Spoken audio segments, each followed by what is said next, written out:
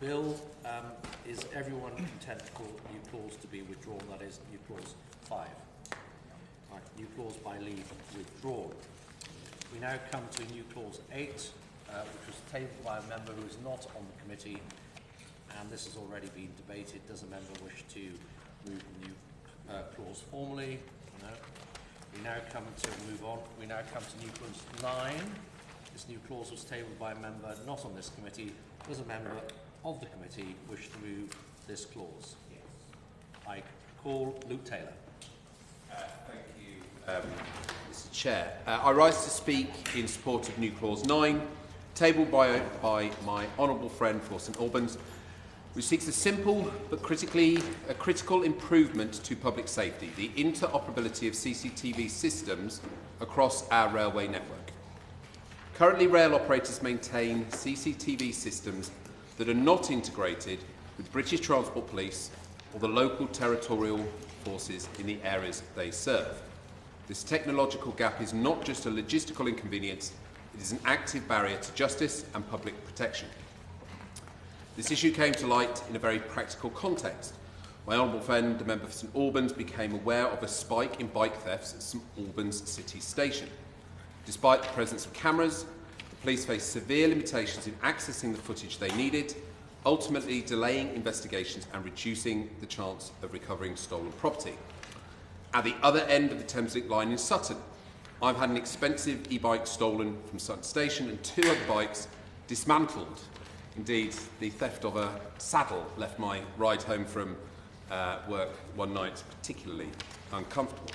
But this isn't just about my cycling challenges. This is about broader criminal activity on our railways.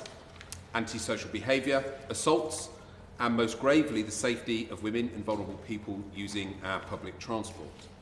When someone is attacked or harassed on a platform or in a carriage, time is of the essence.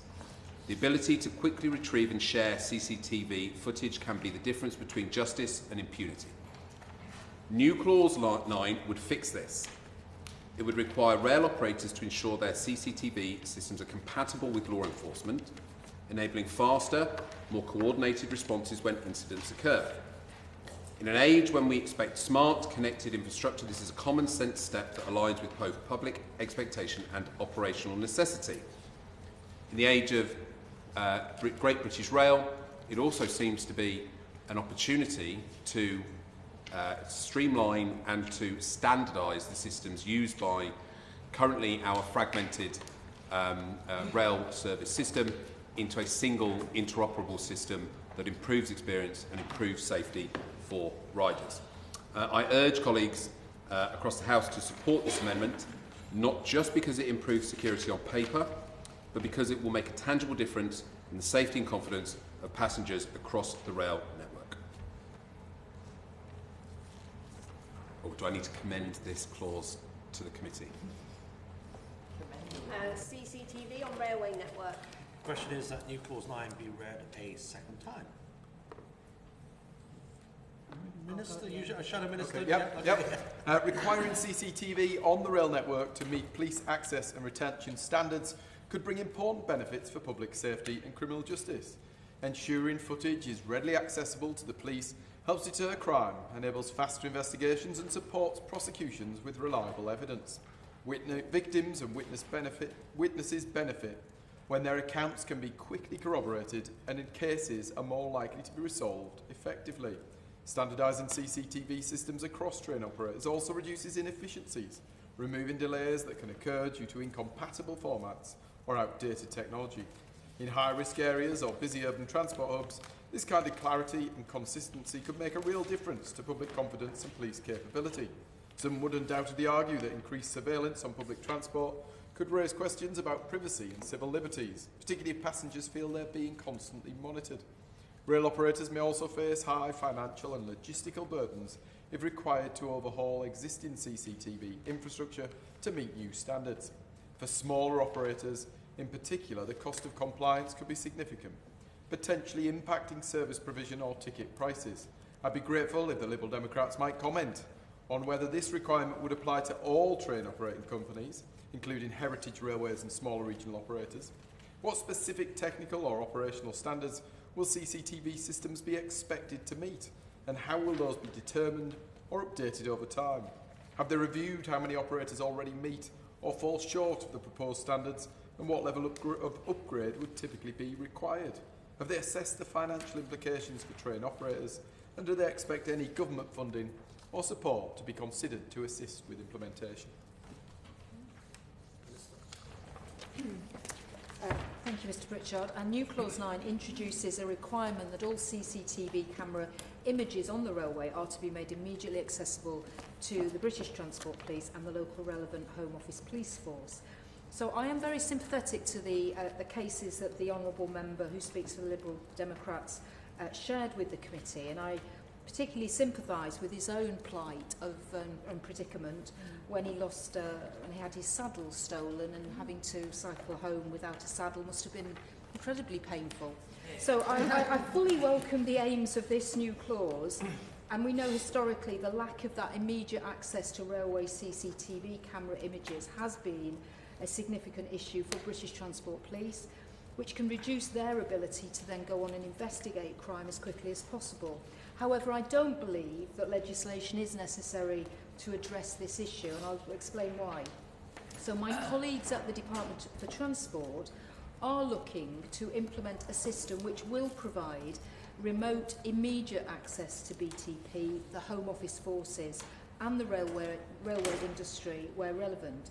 And as I've said, this doesn't need legislation. What is actually needed is a technological solution and the resources to provide for this. So I'm sure that the Honourable Member will continue to press the case with the Department for Transport for updates on this piece of work that's ongoing as it progresses. But for now, I would invite the Honourable Member to withdraw his amendment. In response to, thank you, Mr Chair, in response to the specific comments from the opposition spokes, this relates entirely to existing footage and allows access to existing footage. But on the comments from the Minister, I thank the Minister for addressing the points made. And at this point, I think we'd be happy to withdraw. Okay, is everyone accept the new clause to be withdrawn? Yep. By leave, new clause by leave withdrawn. Now come to new clause 12, and I call Anna Sabine. No, Luke Taylor. Call Luke Taylor. Yep. Thank you, Mr Chair. As it stands, there is no specific criminal offence of domestic abuse in England and Wales. Instead, these cases are prosecuted under a patchwork of broader offences: common assault, actual bodily harm, coercive control. While these charges may reflect elements of abuse, they too often fail to capture the sustained, pattern nature of domestic violence. This legal ambiguity has far-reaching consequences. Under the government's own SDS 40 scheme, high-risk offenders, especially those posing a continued threat to public safety, are meant to be exempt from early release. And yet, due to the lack of specific domestic abuse offences, perpetrators charged under more general categories like common assault remain eligible for early release. In effect, abusers are walking free whilst their victims live in fear. This is not a technical oversight, it is a systemic failure, and it has been rightly challenged by Women's Aid, Refuge, the Domestic Abuse Commissioner, and other voices we cannot afford to ignore. That's why I welcome both the proposed amendment to the SDS 40 scheme and the Domestic Abuse Aggravated Offences Bill brought forward by my honourable friend for Eastbourne, Josh Babarindo. The bill would create a defined set of domestic abuse aggravated offences, recognising the context of abuse and making such offences clearly identifiable within the criminal justice system. If adopted, this reform would not only enhance the visibility of domestic abuse, but also close the dangerous loopholes in early release. It would bring the law into alignment with the lived experiences of victims and send a clear message. Domestic abuse is not a private matter, it is a public crime, and it will be treated as such. Thank you.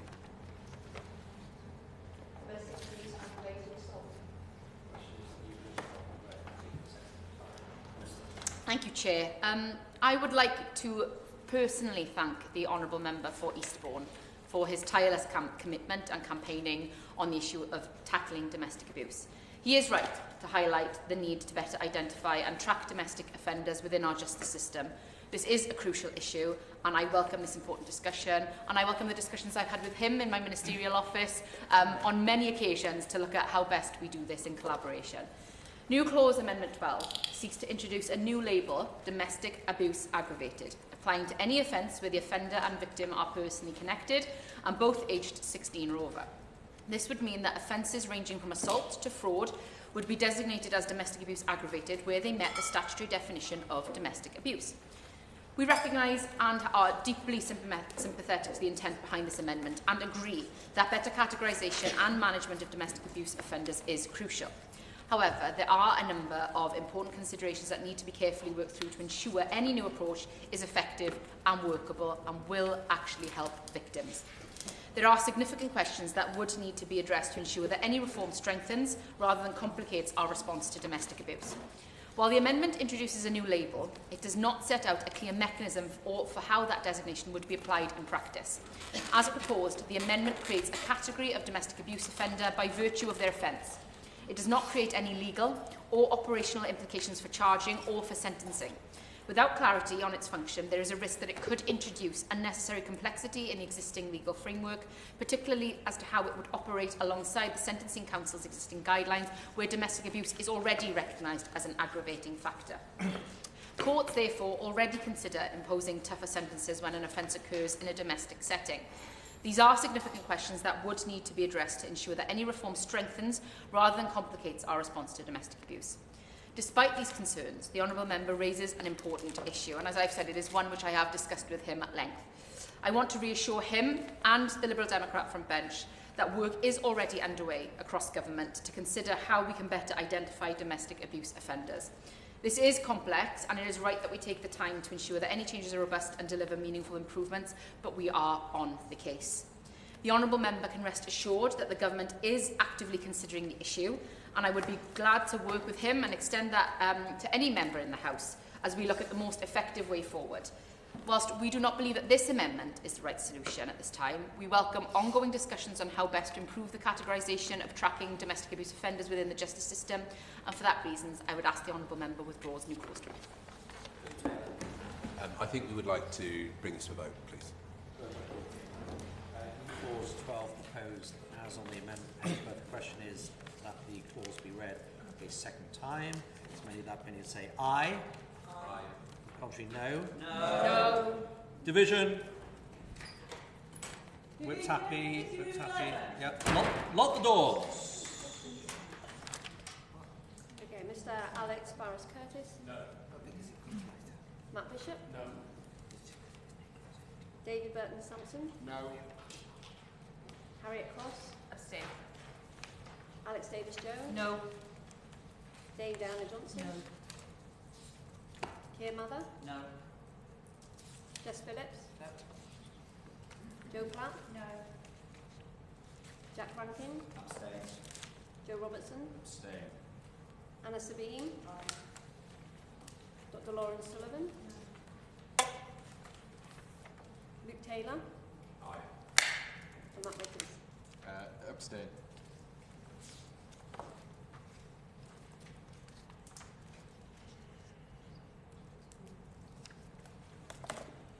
The ayes were 2 and the noes were 9. So the noes have it. The noes have it. Unlock. We now come to New Clause 13, with which it will be convenient to consider New Clause 27, New Clause 32, New Clause 96, and New Clause 98. I call Anna Sabine. Mr. Chair. I'm speaking to New Clause 13, but we also support the opposition New Clauses 27, 32, 96 and 98, which are grouped here. We want to amend the Equipment Theft Act of 2023 to specifically include the theft of global positioning or GPS equipment. This may sound technical, but for farmers across the country, like those in my constituency of Freeman East Somerset, it's urgent and deeply practical.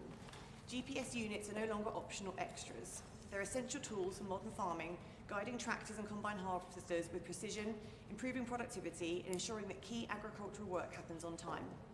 Yet these high-tech units, typically costing over £10,000 each, have become a prime target for increasingly organised criminal gangs. In 2023 alone, NFU Mutual reported that claims for GPS theft soared by 137%, reaching an estimated £4.2 million. These are not isolated incidents. Intelligence shows that gangs often target multiple farms in one night, stealing with precision, and frequently returning weeks later to take the newly installed replacements. The current legislation does not explicitly cover GPS theft, making it harder for law enforcement to prioritise and tackle these crimes effectively. This amendment would fix that, closing a loophole and giving police the clarity they need to take robust action. And let us be clear, the impact of this crime is not just financial. It causes major disruption to food production, delays harvesting, and it erodes the confidence of rural communities who already feel underprotected. By explicitly including GPS equipment under the Equipment Theft Act, we send a strong message. Our farmers will not be left exposed, and our legislation will keep pace with both technology and the evolving tactics of organised crime. So I commend this amendment to the House, this clause to the House, the committee. Prevention of resale of stolen GPS products. Question is that new clause 13 be read a second time. Shadow Minister. Thank you. New clauses 27, 96 and 98 seek to tackle the real and growing problem of tool theft from tradesmen. At this point, I'll declare an interest as the son of a builder. This country is built on the back of tradesmen. They're the small businesses who make a huge contribution to our economy and build the world around us. I've seen firsthand the nightmare that occurs when guys or girls in the trade get up at daft o'clock to go to work and earn a living only to find their van or lockup has been broken into and their equipment stolen. They lose the equipment, their vehicle gets damaged, they lose a day's work. In fact, they can lose days or weeks of work, and the nature of their employment can often mean that this is a real financial loss. Not only do these hard-working people suffer this loss, but they know that little is done to stop this ever-increasing problem. I've spoken to tradesmen, in fact, key campaigners on this issue, like Shab Awan and the team at Fix It Radio, who've been standing up for tradesmen across the country, organising a rally in Westminster and ensuring their voice is heard. And many people will have seen my good friend, the Shadow Justice Secretary, raising this issue on GB News and sharing the failure of agencies to tackle it. Shab has highlighted the fact that not only do people wake up to the consequences and costs of such thefts, but all too often they can go to a car boot sale at the weekend to see the thieves selling the stolen goods in broad daylight, with little if any action from the police and trading standards. For anyone who doesn't think these amendments are necessary, I'd ask them to listen to Shab or watch the coverage on GB News, should they so wish. As more of these thieves get away with this and profit from it, it continues to increase in prevalence. Since Sadiq Khan became mayor, tool theft in London has gone up by 60%. And I hope members will consider these amendments. New Clause 27 strengthens the deterrent effect of the Equipment Theft Act 2023 by aligning financial penalties with the real-world losses experienced by tradespeople and small businesses when their tools or equipment are stolen. The current enforcement provisions may result in fines that are disconnected from the actual harm caused, particularly for self-employed individuals or SMEs for whom the loss of equipment can be financially devastating. The clause introduces a fairer and more effective approach by unequivocally requiring courts to impose fines that reflect the full replacement cost of the stolen equipment, the cost of repairing any damage caused during the theft, and the trading loss incurred while the equipment was unavailable, whether it be cancelled jobs, lost contracts or reputational harm. Tool theft has reached crisis levels in the UK, with 1 in 10 tradespeople expected to experience tool theft this year alone. Many of these victims have already endured multiple incidents. Alarmingly, self-employed tradespeople are 38% more likely than their employed counterparts to fall victim to this type of crime. Yet despite the prevalence, only 1% of stolen tools are ever recovered. The consequences of tool theft go far beyond the immediate loss of equipment. Victims face an average cost of £2,730 to replace stolen tools, £1,320 in vehicle or property repairs, and £1,900 in lost work and business disruption. A combined blow of nearly £6,000. More than 4 in 5 victims report a negative impact on mental health, with over 1/3 describing it as major. This is no small issue, especially in an industry already suffering one of the UK's highest suicide rates. Over 40% of victims say the theft has damaged their business reputation, and 1 in 10 say the reputational impact was significant. Frustration with police and the legal response is widespread. Nearly a quarter, 22.67%, of tradespeople do not even bother reporting tool theft to authorities, citing poor outcomes and a lack of follow-up. According to figures from crime rate, areas such as Bristol, 106 per 1,000 residents, followed by West Yorkshire, Tyne and Wear, and the West Midlands have the highest rates of general crime, correlating with high levels of tool theft. The persistent threat of crime means that for 68% of tradespeople, the worry about such theft is a daily reality.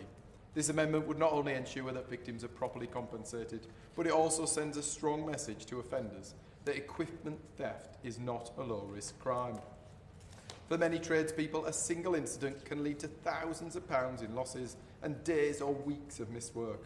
The clause reflects a growing recognition that crimes affecting livelihoods must be met with penalties that match the seriousness and consequences of the offence. It supports victims, reinforces respect for law, and helps protect the economic well-being of skilled workers across the country.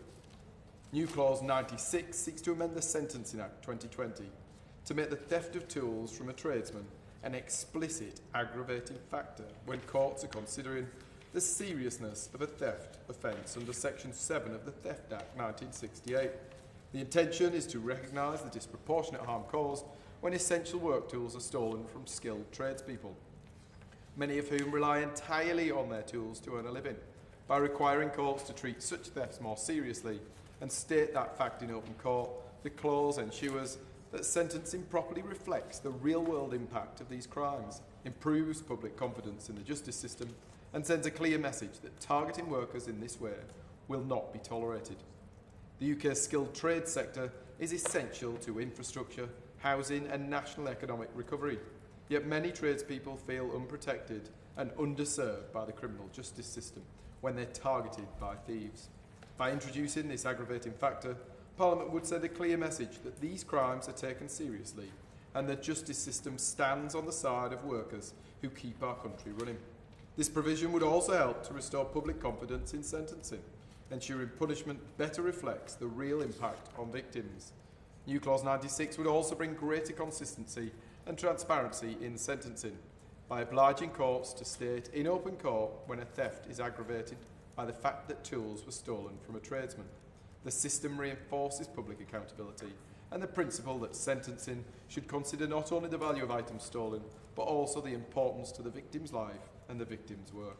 New Clause 98 addresses a growing concern around the sale of stolen tradespeople's tools at car boot sales and other temporary markets, requiring local councils or trading standards authorities to implement an enforcement plan would ensure a more proactive and consistent approach to tackling this issue.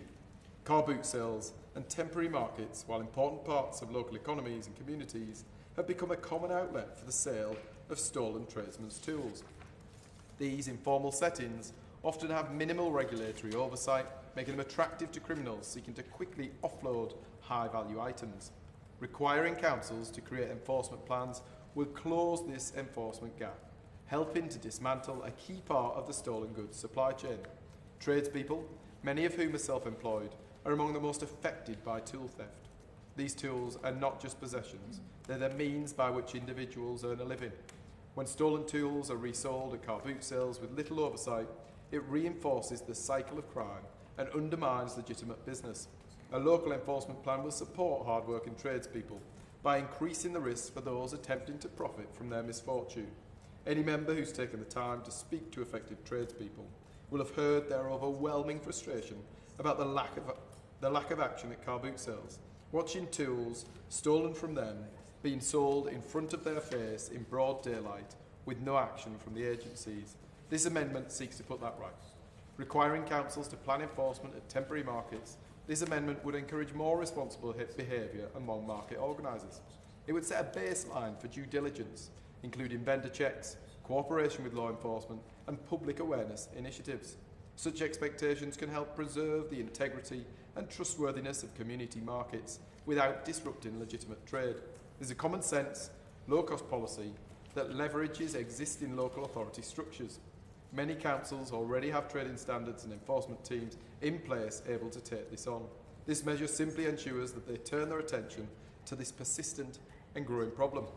Enforcement plans could include scheduled inspections, information sharing with police, and targeted education for both vendors and shoppers. This preventative approach could reduce the frequency of thefts by making it more difficult for criminals to profit. The Equipment Theft Act 2023 set an important precedent in efforts to crack down on the theft of high-value tools and equipment. However, legislation is only effective when matched by local enforcement. This clause bridges the gap between law and local action, giving councils a clear duty and direction to enforce the law where the illicit trade is happening on the ground. Local residents and small business owners often feel powerless in the face of persistent tool theft. Seeing their local councils take meaningful and visible action, such as regular enforcement at markets, can help build trust in the system. It sends a message that this type of crime is taken seriously and that steps are being taken at every level to protect those most vulnerable to its effect. This clause will help deter the resale of stolen goods, protect legitimate tradespeople from further victimisation, and send a clear message that theft and resale will be actively policed at all levels. This targeted local action complements broader sentencing reforms and supports efforts to reduce tool theft across the UK. New Clause 32 seeks to amend the Sentencing Act 2020 and specifically targets the growing issue of rural crime by making the theft of high-value farming equipment a statutory aggravating factor in sentencing decisions. Under the proposed provision, when a court is considering the seriousness of a theft offence under Section 7 of the Theft Act 68, and the theft involves farming machinery or tools valued at £10,000 or more, it must treat the value and nature of the stolen property as an aggravating factor. The theft of high-value farming equipment has a profound and often devastating impact on rural communities and agricultural businesses. These machines, such as tractors, GPS systems, harvesters and other specialised tools, are not only expensive to replace, but are also critical to daily operations. When stolen, the immediate financial loss can exceed £10,000, but the broader consequences go much further. Farmers face significant disruption to their work, delayed harvesting or planting, and reduced productivity, which can affect the entire food supply chain. Many rural businesses operate on tight margins, and such thefts can push them into financial instability or force them to cease operations temporarily. Beyond economics, these crimes erode confidence in rural policing and leave victims feeling vulnerable and targeted, especially in remote areas where support and security may already be limited. The clause also requires courts to explicitly state in open court that the offence has been aggravated by this factor. The intent is to reflect the serious disruption and financial harm caused by the theft of vital agricultural machinery, such as tractors, GPS units, or harvesters, which are essential for productivity and food security in rural communities. By making this an aggravating factor, the clause aims to ensure that sentencing reflects the full impact on victims and serves as a more effective deterrent. I hope that the government will consider backing our farmers and backing this amendment. The Honourable Member for Mid Buckinghamshire has undertaken a significant amount of work to help tackle tool and equipment theft, including the introduction of the Equipment Theft Prevention Act 2023 as a private member's bill to address the escalating issue of equipment and tool theft affecting tradespeople, farmers and rural businesses across England and Wales. The Act empowers the Secretary of State to mandate that all new all-terrain vehicles, such as quad bikes, come equipped with immobilisers and forensic marking before sale. These measures aim to make stolen equipment less attractive to thieves and easier to trace. The Act could make a real and meaningful difference with regards to the issues we're debating here. It received royal assent and is designed to deter theft and facilitate the recovery of stolen equipment. I'd be grateful if the Minister could comment on the progress of enacting these measures as set out in that Act. I would be happy to, Chair, in response to the Shadow Minister's question. Can I first start by saying how grateful I am to Honourable Members for Frome, East Somerset and Stockton West for setting out the rationale behind these new clauses. New Clause 13 seeks to extend the scope of the 2023 Act to include the theft of GPS equipment. Such equipment is often used in agricultural and commercial settings, and in particular we know that significant impact thefts on agricultural machinery, in particular all-terrain vehicles, and the impact that these have on individuals and businesses in rural areas and the disruption to essential farming when these thefts occur. That is why we are committed to implementing the 2023 Act to help prevent the theft and resale of high-value equipment. We intend to introduce the necessary secondary legislation later this year, and we will be publishing the government's response to the call for evidence soon to confirm the scope of that legislation. Thefts of removable GPS units are increasing. According to the NFU Mutual Crime Report 2024, the cost of GPS theft soared by 137% in 2023 to an estimated £4.2 million. These devices are vital for farming, and there is scope for them to be included in this legislation. We will continue to engage with those whom this legislation is intended to protect and who hold the knowledge and expertise required to ensure that we get the details right for the secondary legislation later this year. To complement the provisions in the 2023 Act, we have already debated the provisions in Clause 93, which confer new powers for the police to enter and search premises to recover electronically stolen goods. Whilst it is likely that this power will be mostly used in connection with mobile phones, it will be available for police to use in connection with farm equipment and vehicles fitted with GPS tracking. These new powers will also provide a valuable tool for police in tackling stolen equipment and machinery, including those used by the agricultural sector. Turning to new Clause 27, we also believe that existing sentencing powers for offences under the 2023 Act are sufficient. Courts already have the power to impose fines up to an unlimited amount and therefore already go beyond the changes proposed in this new clause. Requiring courts to impose fines of specific amounts would also deviate from the current sentencing framework, as courts must, alongside the seriousness of the offence, consider the means of the offender when imposing a fine. This is to ensure that the fine is fair and poses an equal burden on the offenders regardless of their income. Courts are also required by law to consider compensation orders in all cases involving personal injury, loss or damage. The value of a compensation order, which has no maximum limit if imposed on an adult offender, will be determined based on any evidence provided and the means of the offender to strike a balance between seeking reparation and not imposing debts that are unrealistic and unenforceable. The independent sentencing review led by David Gork is also reviewing the sentencing framework, including on financial penalties, and we look forward to the review's recommendations shortly. Turning now to new clause amendments 32 and 96. These new clause amendments seek to make the theft of high-value farming equipment and tools from tradesmen statutory aggravating factors. The Government is well aware of the devastating impact of rural crime and the consequences that this holds for our countryside communities and the wider agricultural sector. We are committed to tackling rural crime and safeguarding rural areas to clamp down on the theft of agricultural equipment. As I stated earlier, we have committed to the implementation of the Equipment Theft Prevention Act and to tackle the theft and resale of high-value equipment, particularly for use in an agricultural setting. With that in mind, I am sympathetic to the sentiment behind the amendment proposed by the Honourable Member. However, in practice, this amendment is not necessary, and there is nothing preventing the courts from recognising the impact of these offences currently. This Government is also aware that theft of trade tools from vehicles can be truly distressing crime, and of course we recognise the negative impact such crimes have had on individuals, businesses and industries. And I would like to pay tribute to my good friend, the Honourable Member for Waterford North, for all the incredible work she has done in raising awareness of this issue and all of the work she diligently does in supporting and raising awareness of our tradespeople across the UK, with whom are the backbone of the economy. That is why action is being taken on vehicle crime through the National Vehicle Crime Working Group, which has established a network of vehicle crime specialists involving every police force in England and Wales to ensure the forces can share information about emerging trends in vehicle crime and better tackle those regional issues directly. When deciding what sentence to impose, courts must consider the circumstances of the case, including the culpability of the offender, the harm they caused or intended to cause, and any aggravating and mitigating factors. The courts also have a statutory duty to follow any relevant sentencing guidelines developed by the Independent Sentencing Council for England and Wales, unless the court is satisfied that it would be contrary to the interests of justice to do so. In relation to new clause amendment 32, there are already existing aggravating factors which could apply in these types of cases, such as where there is a high level of profit from the offence. The guidelines also state that for property offences, if the property is highly valuable to the victim or causes significant loss, like serious disruption to their life or their business or their livelihood, then this could be considered a factor indicating a more serious degree of harm which may lead to an increased sentence. In cases involving personal injury, loss or damage resulting from the offence, courts must also ensure and consider whether to impose a compensation order which requires offenders to make that financial reparation to victims, and they must give a reason where no such order is made. Regarding new clause amendment 96, The sentencing guideline for theft is clear, that where the offence is of a sophisticated nature or involves significant planning, the culpability of the offender should be higher.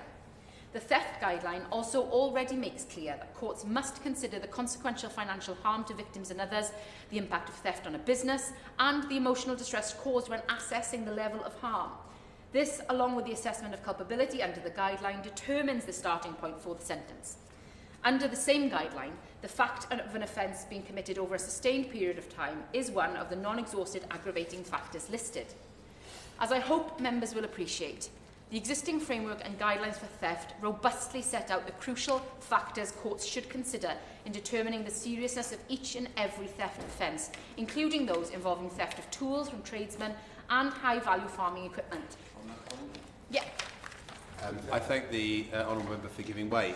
Just in terms of the premise of the point being made by the government, which is effectively that there is sufficient legislation already in place to combat these crimes.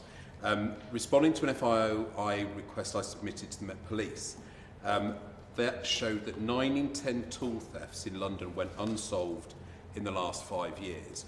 I think I would make the point that the existing legislation under which that failure has been allowed to continue would suggest that actually it is not sufficient currently. And I think I would push the point and support the amendments, the new clauses submitted, that actually something does need to change to stop these incredibly damaging crimes that are affecting not just the livelihoods but the mental health of our incredibly valuable and absolutely essential tradespeople and their families. No, I welcome the comment from the Liberal Democrat spokesperson, and look, I want to recognise, and this government wants to recognise that theft is a crime and it affects, victims are immensely impacted by this. He knows personally, we've already heard his own circumstances earlier today. But I would also add that what has happened is, I would also like to add that the legislation is adequate in this place, as I've already said. We have robust legislation to tackle it. What has been apparent over the last 14 years is a decimation of our public services, including our policing, which has meant that police haven't had the resources that they have needed to go after these crimes effectively. I'm glad to say that this government is changing that in terms of recruiting more police officers, funding more police officers, including the Met Police, to ensure that we have the police to go after these crimes. Yeah. On that point, happy to give way. I think you set me up quite nicely. I think I'll come back to it later. But the Met Police are going to be reducing their staffing and their officers, PCSOs, by 1,700 next year. So I think, again, if the case the government is attempting to present is that the legislation is sufficient at present and that they're providing more officers and resources to police forces to combat the increase, and whosever fault it was, and we all make points about what the cause was and the cuts and when they started and what the conditions were prior, but if Met Police is suffering 1,700 fewer officers next year due to the funding situation, and the legislation is currently letting down tradespeople today, again, I would gently push back that A, the legislation, or B, the resources sufficient to solve the issue that we are presenting and all generally agreeing on existing today. The policing minister assures me that that figure is not correct in terms of the numbers being cut by the Met Police, and we can happily debate that going forward. But I am still sufficient, and this government is sufficient, that the legislation is robust in this place. What means we have to tackle that, we can debate going forward. As I've stated, this government is funding more resources to the police force to ensure that these crimes are being sought after. Earlier in this committee, on an earlier date, we debated the issue of shop theft. And why that is so important to clarify and get right, so that the police have adequate equipment and resources to be able to go after these perpetrators, because these are illegal. What's happening, though, is that for whatever reason these crimes aren't being pursued, and we're determined to ensure through our Safer Streets mission that that is tackled. But the legislation that we have that we're debating today is robust, and that is in place. And in terms of the courts and the justice system, the government does consider that the courts are already considering the impacts of such crimes when sentencing, and the addition of these factors that we're debating today would be unnecessary complications to the sentencing framework. Now, in addition, sentencing in individual cases should be at the discretion of our independent judiciary as far as possible to ensure that sentences are fair, impartial and proportionate. And finally, Chair, as I have already set out, any changes to the sentencing framework should take into account the Sentencing Review's recommendations, which are due to be published shortly. Turning to New Clause Amendment 98. I understand the frustration many individuals face in seeing stolen equipment being sold at car boot sales and other informal markets. I want to reassure the Shadow Minister that the Government takes this issue seriously. However, we cannot support this clause in the absence of further policy work and engagement with relevant authorities to explore the best way forward to ensure that stolen equipment is not sold in informal market settings or at car boot sales.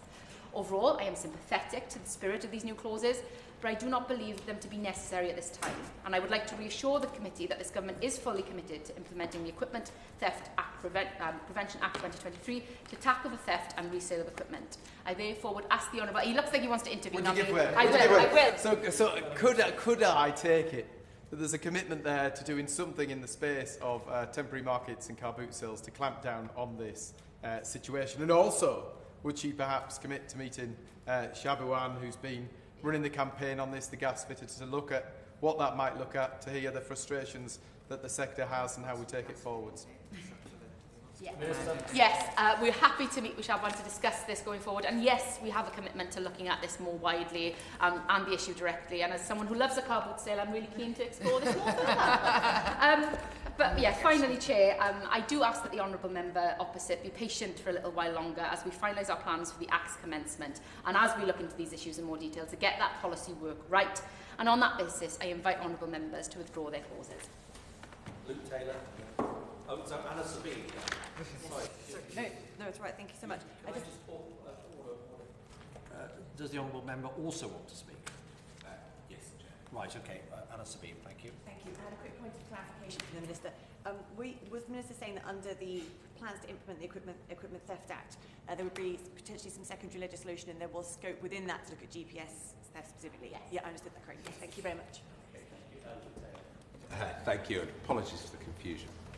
I do rise to support New Clause 13, but also Conservative clauses 27, 96, 98. We did have a long discussion on it previously, but again, I think it is worth repeating as often as possible that tool theft is an utterly devastating crime that cost tradespeople more than £94 million last year. Research from the NFU Mutual showed that 1 in 3 tradespeople now live in constant fear of violent thieves. Some have been attacked with crowbars and other weapons just for trying to protect their tools from being ripped right out of their vans. As I heard from campaigners in February at the rally in Parliament Square organised by Trades United, the discussions about tradespeople not letting their vehicles out of their sight, the discussions and the descriptions of their vans being, the roofs being cut off so that thieves could access and steal their tools. It was heartbreaking, and again we hear the impact on those tradespeople and their families, and the suicides and the mental health problems that result from that.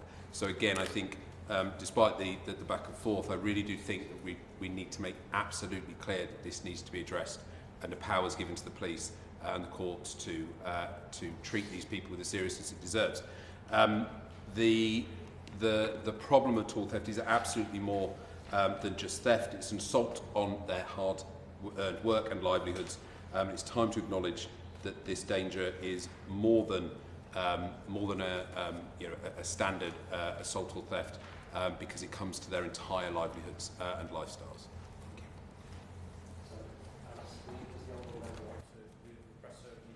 No, happy to remove it. Okay, is everyone content for the new clause to be withdrawn? New clause by leave withdrawn. Thank you. We now come to new clause 14. I call Luke, Anna, Sabine. Okay. Can I just say, when I said about Bobby, yes, the honourable member, Bobby's the best bobber I've met. So there we are. Anna Sabine. Thank you, Mr. Chair. Right, NC14. This new clause would require the Secretary of State to establish a rural crime task force, a long overdue step in recognising and addressing the growing threat of rural crime across England and Wales. In 2023 alone, the total cost of rural crime surged to a staggering £52.8 million, a 22% increase since 2020. But behind that figure lies the lives and livelihoods of farmers, landowners and rural communities who are increasingly under siege from organised criminal gangs. These are not petty thefts. These are targeted, cross-border operations involving the theft of high-value machinery, vehicles and GPS, often facilitated by networks that are deliberately structured to evade detection by working across multiple police force boundaries. I've spoken to many farmers in my constituency of Froome and East Somerset, and many of these rural crimes end in terrifying physical altercations between farmers and criminals, and even threats being made against farmers' families. And yet, while the threat has grown, the policing response has not. Fewer than 1% of officers in England and Wales are dedicated to rural crime. Many forces lack even the basic tools, such as drone kits, mobile ANPR cameras, to respond effectively. It's no wonder that 49% of rural residents feel police don't take rural crime seriously, and 2/3 believe reporting it is a waste of time. This amendment would change that. It mandates the creation of a task force with a clear and comprehensive remit to assess crime levels, review police resources, consider rural-specific training, explore the case for rural crime specialists, and evaluate whether a national rural crime coordinator should be established. Importantly, it's not just about a report gathering dust. The amendment requires the Secretary of State to respond to the task force's strategy in writing and to bring an amendable motion before both houses. This would ensure that Parliament's not just informed but actively involved in shaping the solution to rural crime. Rural crime is not a niche issue, it's a national issue, and rural communities deserve to know that they are seen, heard and protected by the laws of this land. This task force is not a symbolic gesture, it's a practical, focused and long overdue step towards restoring confidence, strengthening policing and securing justice for rural Britain. Rural crime prevention strategy. The question is that new clause 14 be read a second time. Shadow Minister. Thank you. Rural communities deserve the same protection, visibility and voice as those in urban areas.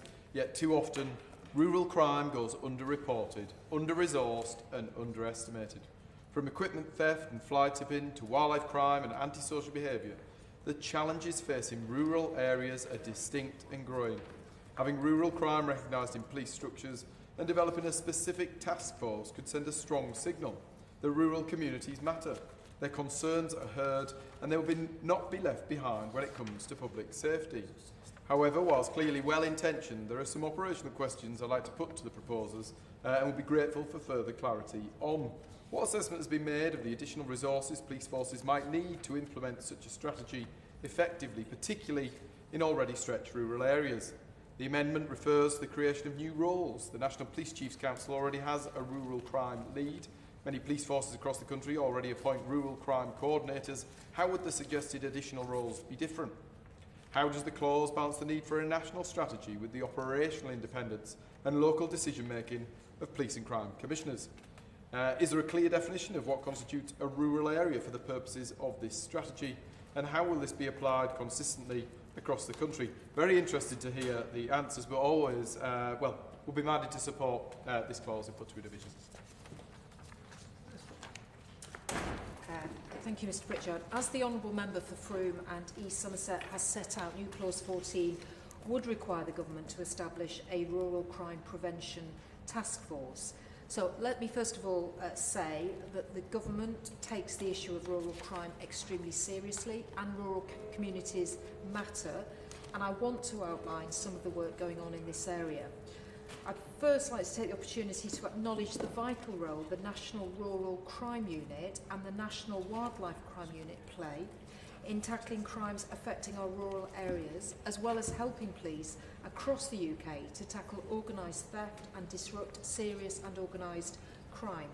These units have delivered a range of incredible successes.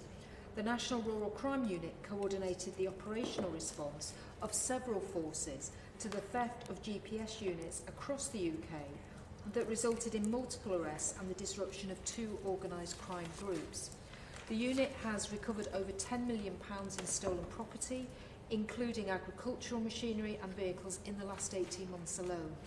The National Wildlife Crime Unit helped disrupt 9 organised crime groups, with a further 9 archived as no longer active, as well as assisting in the recovery of £4.2 million in financial penalties. They also oversee the police national response to hare coursing, which has resulted in a 40% reduction in offences. So I'm delighted to say that the National Rural Crime Unit and the National Wildlife Crime Unit will combined receive over £800,000 in Home Office funding this financial year to continue their work tackling rural and wildlife crime, which can pose that unique challenge for policing given the scale and isolation of rural areas. Funding to the National Rural Crime Unit will enable the unit to continue to increase collaboration across police forces, harnessing the latest technology and data to target those serious organised crime groups involved in crimes like equipment theft from farms. The National Wildlife Crime Unit will strengthen its ability to disrupt criminal networks exploiting endangered species both in the UK and internationally, with enhanced data analysis and financial investigation, helping the unit track illegal wildlife profits and ensure offenders face justice. So the funding comes as we also work together with the National Police Chiefs Council to deliver the new NPCC-led Rural and Wildlife Crime Strategy to ensure the entire weight of government is put behind tackling rural crime. And the new strategy is expected to be launched by the summer. Plus, we want to ensure the government's Safer Streets mission benefits everyone, no matter where they live, including rural communities. And this joined-up approach between the Home Office, DEFRA and policing, as well as the confirmed funding for the National Rural Crime Unit and the National Wildlife Crime Unit, will help ensure the weight of government is put behind tackling rural crimes, such as the theft of high-value farm equipment, fly tipping and livestock. So given that the work is already ongoing in this area, I believe that the Liberal Democrat new clause is unnecessary, and I would urge the honourable member opposite to withdraw it. Anna Sabine. Thank you very much, Mr. Chair. I just wanted to come back on some of the questions, if I think I got them correct from the opposition spokesperson. There was a question about resources and what resources would be required to implement this strategy. My understanding from talking to the rural police force in my area is that there's not necessarily an issue per se with rural officers being under-resourced, though clearly more resource would be helpful. It's actually to do with how they're allocated. So, for example, in Frome, we have a rural crime team, but because of a lack of neighbourhood policing, if there's an incident in Frome on an evening, if there's a fight outside a pub, for example, rural officers are just deployed to go and deal with that rather than fighting rural crime. So one of their challenges is that they're not actually allowed to do the job they're trained for because they're covering for other areas. You asked about why the strategy would be necessary when we already have various kind of regional rural crime leads, and I would just say it's to do with making sure that nationally rural crime is seen to be really significant and having a national push towards some strategies for it, and I welcome what the Minister said about that.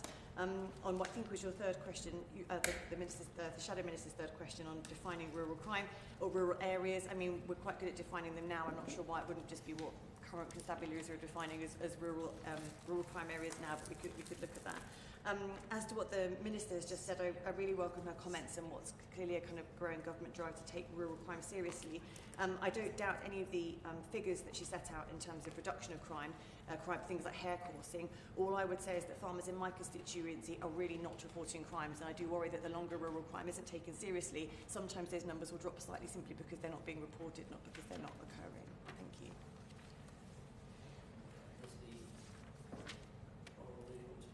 Yes, please.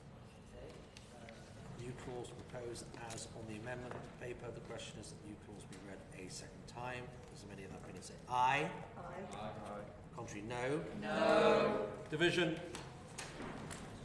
Division. Whip's happy. Yeah. Lock the door.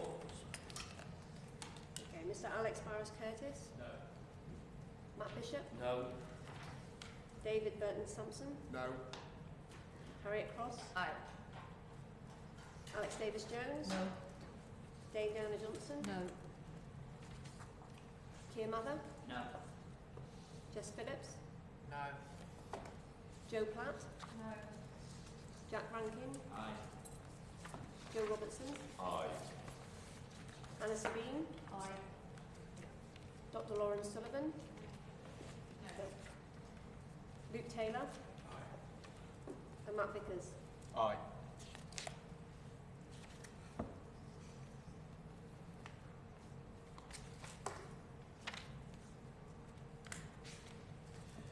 The ayes are 6, the noes are 9, so the noes have it, Unlock.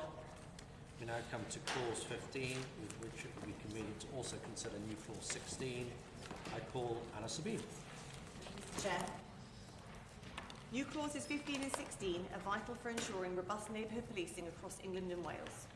New Clause 15 mandates the government to publish proposals within 6 months to maintain neighbourhood policing level teams at levels necessary for effective community engagement and crime prevention. This includes designating a proportion of funds recovered under the Proceeds of Crime Act 2002 for neighbourhood policing initiatives, and ring-fencing 20% of total funds in future police grant reports specifically for neighbourhood policing.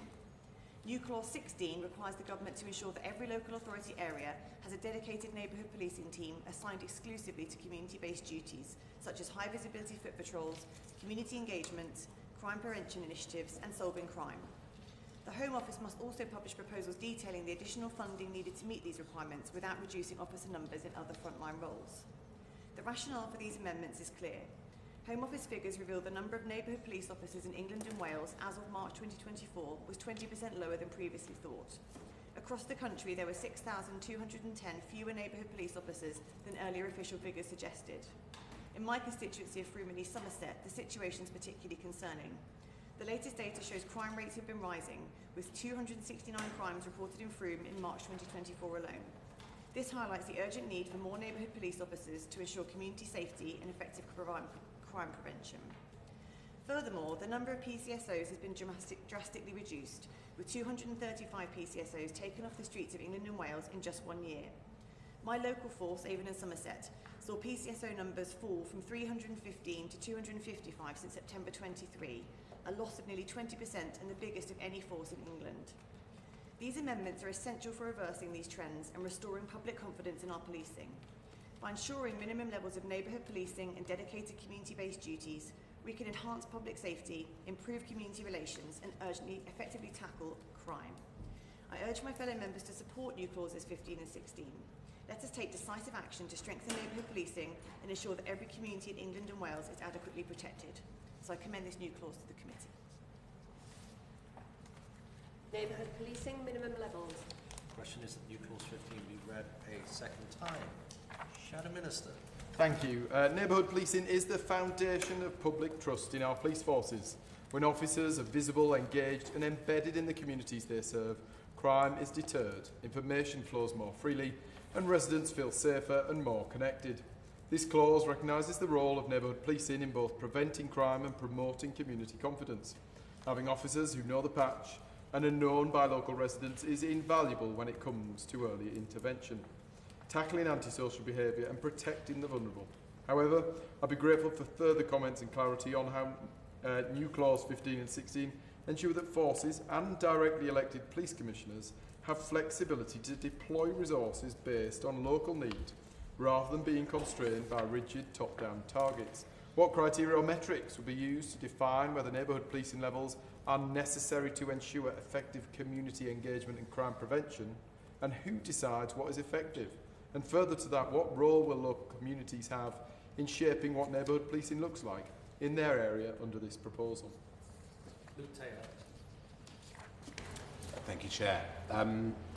This year, the Met Police will cut more than 1,700 officers, PCSOs and staff. I invite the Minister to intervene and correct me on that if necessary. It seems to suggest that there was an error in that figure earlier on. However, a correction there cometh not. This will include the cuts of, or the loss of, the Parks Police team and also officers placed in schools who have been so critical to maintaining early intervention in these settings and diverting young people away from a life of crime, but also improving relationships with young people and the police, ensuring that they're able to trust police when they have information that may well lead to the prevention or solving of crimes. Officers who are so dearly needed today. The £260 million below the required budget in London will also create a 10% cut to the forensics teams. That includes the investigation of aforementioned offences such as tool theft and also sexual offences and many other crimes. There will be an 11% cut to historic crime teams and a 25% cut to mounted police who police festivals and sporting events and protests that we see happening so more regularly in central London. There will also be a 7% cut to the dog teams who provide support to officers going into dangerous and challenging situations leaving them unsupported and potentially at risk. Now, there's also reduced front counter operating hours and even the hint to take firearms off the flying squad. Now, you might well ask why these cuts are relevant to this amendment. Well, the cuts throughout the Met Police will inevitably lead to more abstractions from outer London police forces, particularly the cuts to mounted police and the dog teams, leading to officers being pulled out of outer London, including my own in Sutton and Cheam. That will leave our high streets less safe, our residents more fearful of being victims of crime, and more crimes going unsolved. This demonstrates the absolute need and necessity for that community policing to be delivered and the guarantees to be put in place so that this doesn't happen, which affects my residents and residents across London. The annual report that this amendment also requires, or this new clause also requires, gives clear, transparent information on officer numbers, PCSO numbers and costs and the real-world impact on crime and public confidence. So I do urge the honourable members to support this clause. Thank you, Mr Pritchard. If I just respond directly to the points that have just been put about the Metropolitan Police, and I think it is worth us just reminding ourselves the Metropolitan Police are the best funded part of policing in England and Wales. Now, they do constitute around 25% of policing, but they are this year receiving up to £3.8 billion to provide policing in London. So I think that's just worth reflecting on. They have also received, as has every other police force, additional money to fund neighbourhood policing. So, and that money for neighbourhood policing is going into neighbourhood policing. I know that, I've had that reassurance from the Met. So I think it's worth saying that. And I think, whilst I fully appreciate what the Honourable Gentleman for his constituents is concerned about, it has to be clear that we have just come out of 14 years, many of which of those years were the years of austerity. And I don't wish to labour the point, but the Honourable Gentleman's party was part of that first 5 years of the austerity that we saw where cuts to the public services were most acute and severe.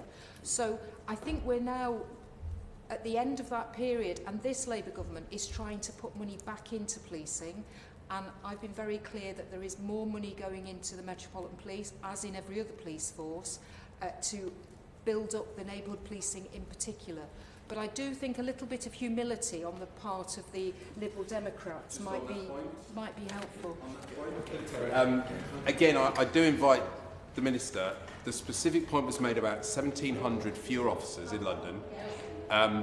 And, you know, whatever the circumstances are, I think people today are concerned about crime. People here today are concerned about tool theft. They're concerned about sexual offences. You know, we can argue and trade back and forth on, you know, Liam Byrne's note about there being no money left, about austerity, about, you know, how long memories go back. But to be clear, if there are cuts to officers next year in my constituency, Sutton and Cheam, and across London, let's address the issues that are at hand and about how we mitigate the impact on our residents tomorrow. I'm hearing very loud and clear, and I think all members actually in this committee are concerned about crime and wanting to make sure crime goes down and that victims are supported, and we want to see the police properly funded. So I think we can probably all agree on that around the committee room.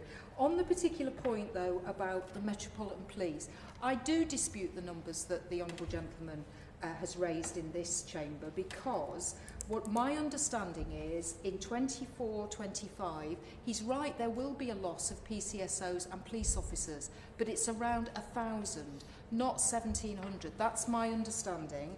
And subject to what happens in the spending review, we will then have to look at what happens in future years. But I think the Metropolitan Police have for years not had the funding that they've required, and that's why they're having to make some really difficult and tough decisions now. Nobody wants to see a reduction in police officer numbers. The Police Minister certainly doesn't. So, you know, I am working, as is the Home Secretary, to do everything we can to support police forces and not to see reductions in PCSOs and police officers. If I now move on to actually the clauses 15 and 16, which are seeking to legislate for minimum levels of neighbourhood policing. And I can certainly agree with what the Honourable Member has said about the need to address what we can all see, the lamentable decline in neighbourhood policing since 2010. But I would say to her that legislating in this manner, in the way she's proposing, is unnecessarily prescriptive and risks imposing a straitjacket on the Home Office, Police and Crime Commissioners and Chief Officers. This government is already delivering on our commitment to restore neighbourhood policing. We have already announced that police forces will be supported to deliver the 13,000 increase in neighbourhood policing by the end of this Parliament. By April 26, there will be 3,000 more officers and PCSOs working in neighbourhood policing than there are today. This is backed up by an additional £200 million in the current financial year as part of the total funding to police forces of 17.6 billion, which is an increase of 1.2 billion compared to 24-25 and that police funding settlement. Additionally, the Neighbourhood Policing Guarantee, announced by the Prime Minister on the 10th of April, sets out our wider commitment to the public. As part of that guarantee, every neighbourhood in England and Wales will have dedicated teams spending their time on the beat, with guaranteed police patrols in town centres and other hotspot areas at peak times such as a Friday and Saturday night. Communities will also have a named contactable officer to tackle the issues facing their communities. There will be a dedicated antisocial behaviour lead in every force, working with residents and businesses to develop tailored action plans to tackle antisocial behaviour, which we all know has blighted communities. These measures will be in place from July this year, in addition to the new neighbourhood officers that I've already mentioned, who will all be in their roles by next April. Finally, through the government's new Police Standards and Performance Improvement Unit, we will ensure police performance is consistently and accurately measured. The work of the unit will reinforce our commitment to transparency through the regular reporting of workforce data and the annual police grant report. So in summary, I wholeheartedly support the sentiment behind these new clauses. We absolutely need to bolster neighbourhood policing, reverse the cuts and set clear minimum standards of policing in local communities. Working closely with the National Police Chiefs Council, the Policing Inspectorate, the College of Policing and others, we have the levers to do this. So while well-intentioned, these new clauses I don't believe are necessary, and I would invite the Honourable Member to withdraw new clause 15. Anna Speed. Thank you very much, Mr Chair. On the point made by the Shadow Minister, first of all, there are a couple of points I think.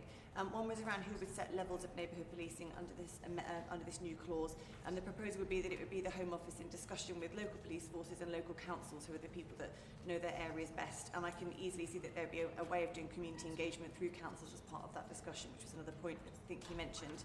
In terms of flexibility, yes, of course, it's important for local police and crime commissioners to have flexibility, but one of the problems with the lack of structure around numbers of neighbourhood policing is that, again, if you look at my constituency, if there's a big issue or event or activity happening in Bristol, a lot of the local police get taken off there and we lose our neighbourhood policing. So it's a similar point to that made before. I absolutely welcome the Minister's thoughtful response, as always, and I appreciate the commitment the government's making towards neighbourhood policing. I do hear all of that, but we would still like to take both amendments to a vote, please. Clause 15 proposed as on the amendment paper. The question is that the clause be read a second time. As many of that opinion say aye. Aye, sorry. Aye. To the contrary, no. No. Division. Whip's happy. Lock the doors. Okay, Mr Alex Barras-Curtis? No. Matt Bishop? No. David Burton-Sampson? No. Harriet Cross? Abstain. Alex Davis-Jones? No. Dame Downer No. Johnson? Keir Mather? No. Jess Phillips? No. Joe Platt? No. Jack Rankin? Abstain. Joe Robertson? Abstain. Anna Sabine? Yes. Aye. Dr Lawrence Sullivan? No. Luke Taylor? Aye. And Matt Vickers? Abstain.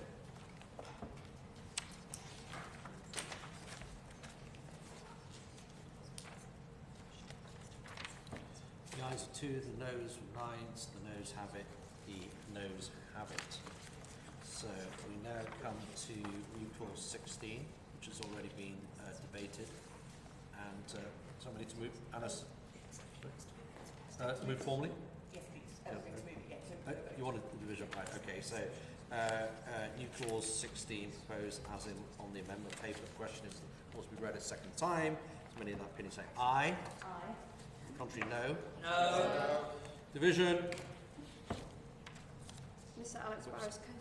Lock the, yeah, Whip's happy. Yes. Lock the doors. Thanks. Sorry. Ms Alex Barris-Coates? No. Matt Bishop? No. David Burton-Sampson? No. Harriet Cross? Abstain. Alex Davis-Jones? No. Dame Diana-Johnson? No. Keir Mather? No. Jess Phillips? No. Joe Platt? No. Jack Rankin? Abstain. Joe Robertson? Abstain. Anna Sabine? Aye. Dr Lawrence Sullivan? Luke Taylor? Aye. And Matt Vickers? Abstain.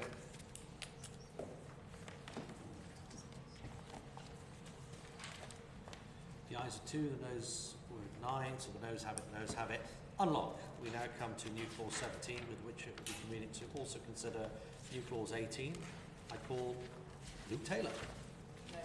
No. Oh, I have it in the script, but I will be delighted to call Anna. Thank you, Mr Chair. New clause 17 addresses the critical issue of pollution performance by water and sewage companies. This clause is essential for ensuring accountability and protecting our environment. Under this new clause, it would become an offence for a water or sewage company to fail to meet its pollution performance commitment levels for 3 consecutive years. Additionally, it would be an offence if the company experiences an increase in total pollution incidents per 10,000 kilometres squared or serious pollution incidents for 3 consecutive years. In my constituency, I have 2 groups, Friends of the River Frome and Frome Families for the Future, who are amazing local groups monitoring pollution levels locally and encouraging the community to get engaged in their river. But they, like many other groups across the country, are working in a context with insufficient regulation. This clause is designed to hold companies accountable for their environmental impact. By imposing fines on those who fail to meet these standards, we're sending a clear message that pollution and environmental negligence will not be tolerated. Supporting this clause means safeguarding our natural resources and ensuring that companies take their environmental responsibilities seriously. New clause 18 addresses the critical issue of senior manager liability for failing to meet pollution performance commitment levels. This clause makes it an offence for senior managers of water and sewerage companies to fail to take all reasonable steps to prevent their companies from committing pollution offences. By holding senior managers accountable, we ensure that those in positions of power are responsible for the environmental impact of their decisions. The data is clear. Last year, over 3.6 million hours of sewage were pumped into our waterways, which is unacceptable and highlights the urgent need for stronger enforcement and accountability. Supporting these clauses means taking a firm stand against environmental negligence and ensuring that our water companies are managed responsibly. And therefore, I commend these clauses to the committee. Offence of failing to meet pollution performance commitment levels. The question is that new clause 17 be read a second time. Shadow Minister. Yep. Thank you. While no one disputes the need for ever stronger accountability on water pollution, these clauses take a headline-grabbing, punitive approach that risks being legally unsound, practically unworkable and counterproductive. The last Conservative government took decisive action to tackle water pollution, including announcing the Plan for Water strategy, which outlines a comprehensive strategy to enhance water quality and ensure sustainable water resources across England.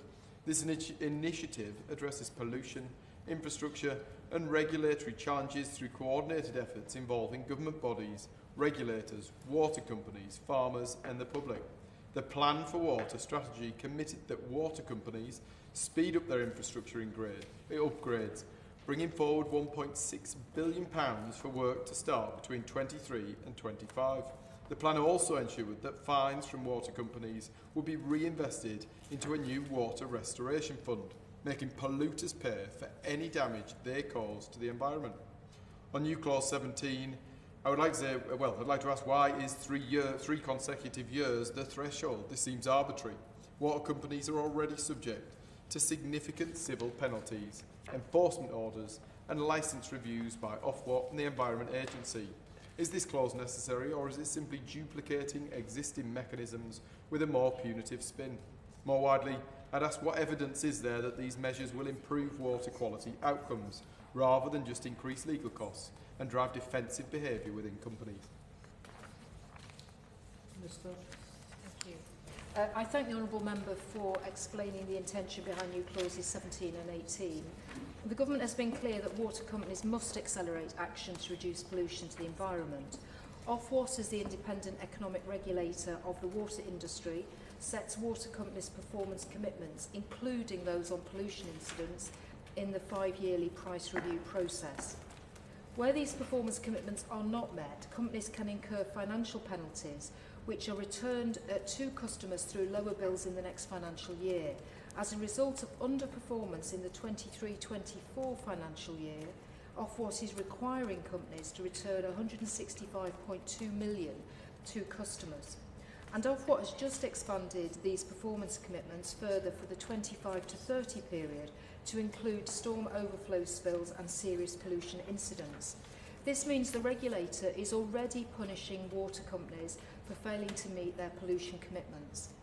Furthermore, the Water Special Measures Act, which received royal assent earlier this year, significantly strengthens the powers of the regulators and delivers on the Government's commitment to put failing water companies under special measures. The Act introduced automatic penalties on polluters and will ban bonuses for water company executives if they fail to meet adequate standards. Before introducing secondary legislation to implement automatic penalties, the Government will consult on the specific offences that will be in scope and on the value of the penalties. On the subject of senior management liability, the Water Special Measures Act creates a statutory requirement for all water companies to publish annual pollution incident reduction plans. These plans will require companies to set out clear actions and timelines to meaningfully reduce the frequency and seriousness of pollution incidents. Both the company and the Chief Executive will be personally liable for ensuring a compliant plan and report is published each year. In addition, measures from the Act, which came into force on the 25th of April, introduce stricter penalties, including imprisonment, where senior executives in water companies obstruct investigations by the Environment Agency and Drinking Water Inspectorates. So these new clauses would therefore cut across the recently strengthened regulatory regime with enhanced penalties for the water companies who fail to live up to their obligations and increased powers for the regulator. Given this, these new clauses are unnecessary. Indeed, they would add complexity and uncertainty in the regulatory process. And for these reasons, I would ask the Honourable Member to withdraw these clauses. Thank you very much, Mr. Chair. I enjoy the clauses being called headline grabbing. They are certainly headline grabbing. The whole issue of sewage in our waters has been massively headline grabbing because the public feel incredibly strongly that our waterways and the rivers that we use and want to swim in shouldn't be full of sewage pumped out by private water companies. And I think many of them will welcome a slightly more punitive approach than we saw under the last government. In terms of being unworkable, I think the new clauses are very practical and measurable. I'm not quite sure in what way they're unworkable. In turning to the Minister's comments, I think the Lib Dems have said that we absolutely welcome many of the directions being taken in the Water Special Measures Bill, but we just don't feel it goes far enough. Banning kind of bosses' bonuses is not the same as actually making them kind of be responsible for some of the actions that they're taking in terms of environmental negligence. And so, again, we would like to take these two to a vote, please. Thank you. New clause 17 proposed as on the amendment paper. The question is that the clause be read a second time. As many of that opinion say aye. Aye. To the contrary, no. No. Division. Whips happy. Yes, thank Locked doors. Mr. Alex Barris-Curtis? No. Matt Bishop? No.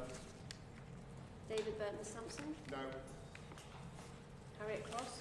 Abstain. Alex Davis-Jones? No. Dame Diana Johnson? No. Keir Mather? No. Jess Phillips? No. Joe Platt? No. Jack Rankin? Abstain. Anna Sabine? Aye. Dr. Lauren Sullivan? No. Luke Taylor? Aye. And Matt Vickers? Abstain.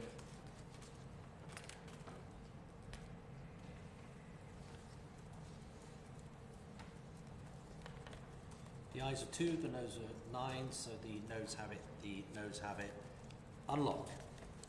We now come to new clause 18, which has already been debated, and Anna Sabine to move formally. Yes, please. Right. Over to you, Clark, to senior. Let's read that. There we are. That's all right, there we are. Go ahead. Senior manager liability for failure to meet pollution performance commitment levels. The question is that new clause 18 be read a second time. As many of that opinion say aye. Aye. Contrary, no. No. Division. Whip's happy. Locked doors. Okay, Mr. Alex Byers Curtis. No. Matt Bishop. No. David Burton Sampson. No. Harriet Cross. Abstain. Alex Davis Jones. No. Jane Downer Johnson. No. Keir Mather. No. Jess Phillips. No. Joe Platt. No. Jack Rankin. Anna Sabine. Aye. Dr. Lauren Sullivan. No. Luke Taylor. Aye. And Matt Vickers. Abstain.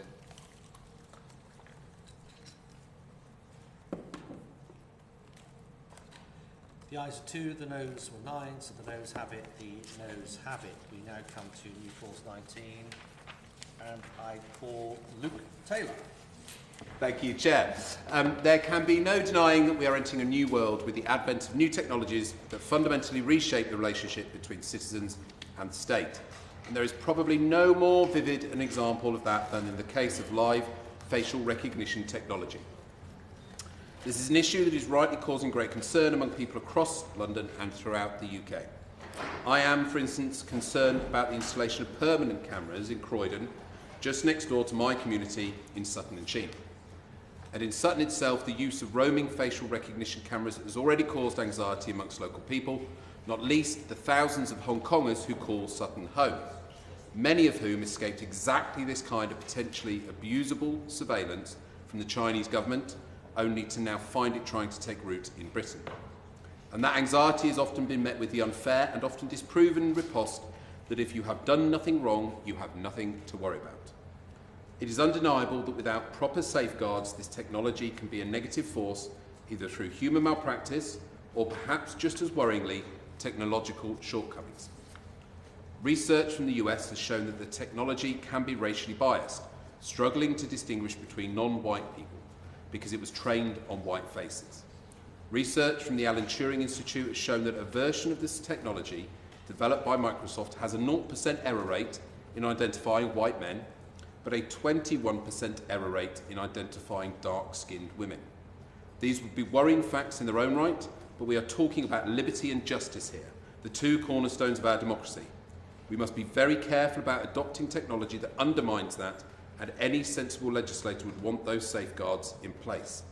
Anything that further erodes trust in the police by minority communities must be resisted and avoided. Our neighbours in the EU have done just that, limiting the use of this technology unless it is absolutely necessary for security or rescue, and requiring judicial oversight or an independent administrative authority to facilitate its safe use even in that case. That is why we have put forward this amendment, new clause 19, to follow our European neighbours in making sure that this technology is only deployed in limited circumstances and with a maximum amount of oversight. Our proposed measures, including a new oversight body and new powers for the Information Commissioner's Office to monitor the use of this tech, present a path forward that we urge the government to take. Without it, we will continue to languish without a proper legal framework whilst permanent cameras are installed. It would be a democratic and civil liberties tragedy for there to be an embedding of this technology before safeguards have been properly considered. It will put us on a path to a kind of creeping digital authoritarianism. And to put it another way, it is unfair even on those who have to use the technology. Currently, police services across the country seem to effectively set their own rules on usage without proper guidance. To protect them from bad intelligence leading to awful miscarriages of justice, they deserve clarity just as much as the public does on the right way to make use of this tech. Nobody seriously doubts that this sort of technology and other major advancements in fighting crime will continue to arrive on our shores. but the question is just about how we wield the new powers they afford us in a judicious manner. That has always been the task for legislators and enforcers. Forgive the trite idiom, but it remains true that with great power comes great responsibility. Indeed, this is about a central question of our times, how we protect privacy and liberty whilst keeping ourselves safe in the hyper-digital age. Safeguards for the use of facial recognition technology in public spaces. Question is that new clause 19 be read a second time. Shadow Minister. Thank you. Facial recognition technology, when deployed responsibly and with appropriate safeguards, is an incredibly valuable tool in modern policing and public protection. It's already been used to identify serious offenders wanted for violent crime, terrorism, child exploitation, locate vulnerable individuals, including missing children at risk, and enhance safety in high-risk environments such as transport hubs, major events and public demonstrations. Facial recognition technology enables rapid, real-time identification without the need for physical contact, something traditional methods like fingerprinting or ID checks cannot provide in fast-moving situations. It can accelerate investigations, reduce resource demand, and ultimately make public spaces safer. The technology is improving in accuracy, especially when governed by transparent oversight, independent auditing, and clear operational boundaries. I'd be grateful for further comments on whether the proposer and the government feel this regulation on this crucial technology could limit the ability of law enforcement to respond swiftly to emerging threats or intelligence-led operations. I'm grateful to the Honourable Member for setting out the case for introducing new safeguards for the use of live facial recognition. And I agree there needs to be appropriate safeguards for the use of this technology, but this is an issue that I think requires careful consideration and cannot be shoehorned into this bill.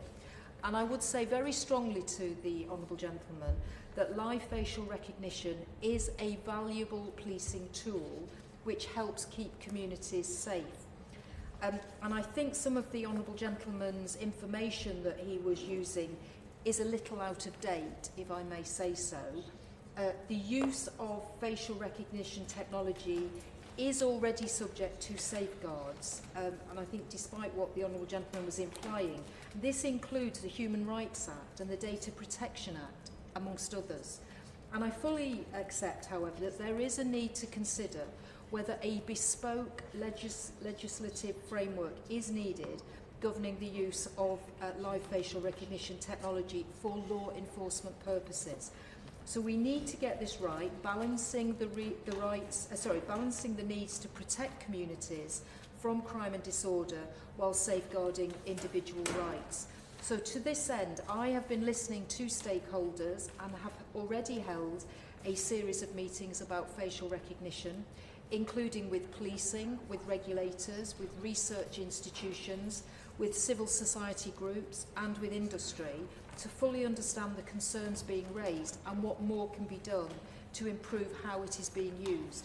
Now, I will outline our plans for facial recognition in the coming months. So in the meantime, having had this opportunity to air this important issue, I hope the Honourable Member would be content to withdraw his new clause. So does the Honourable Gentleman want to press? Thank you. Based on the comments and based on the reassurances, I'd be happy to withdraw. I'd be interested in being involved in any discussions and updates as that comes forward. Is everyone content for the new clause to be withdrawn? New clause by leave withdrawn. We now come to new clause 20, which has already been debated. This new clause was tabled by a member not on this committee. Does a member of this committee wish to put this clause to a revision?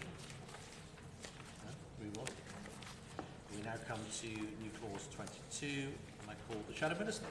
Thank you. The current wording in the Act requires police and crime commissioners and others to have regard to the police and crime plan. This new clause replaces that language with a firmer obligation. They must instead follow the strategic priorities of the plan.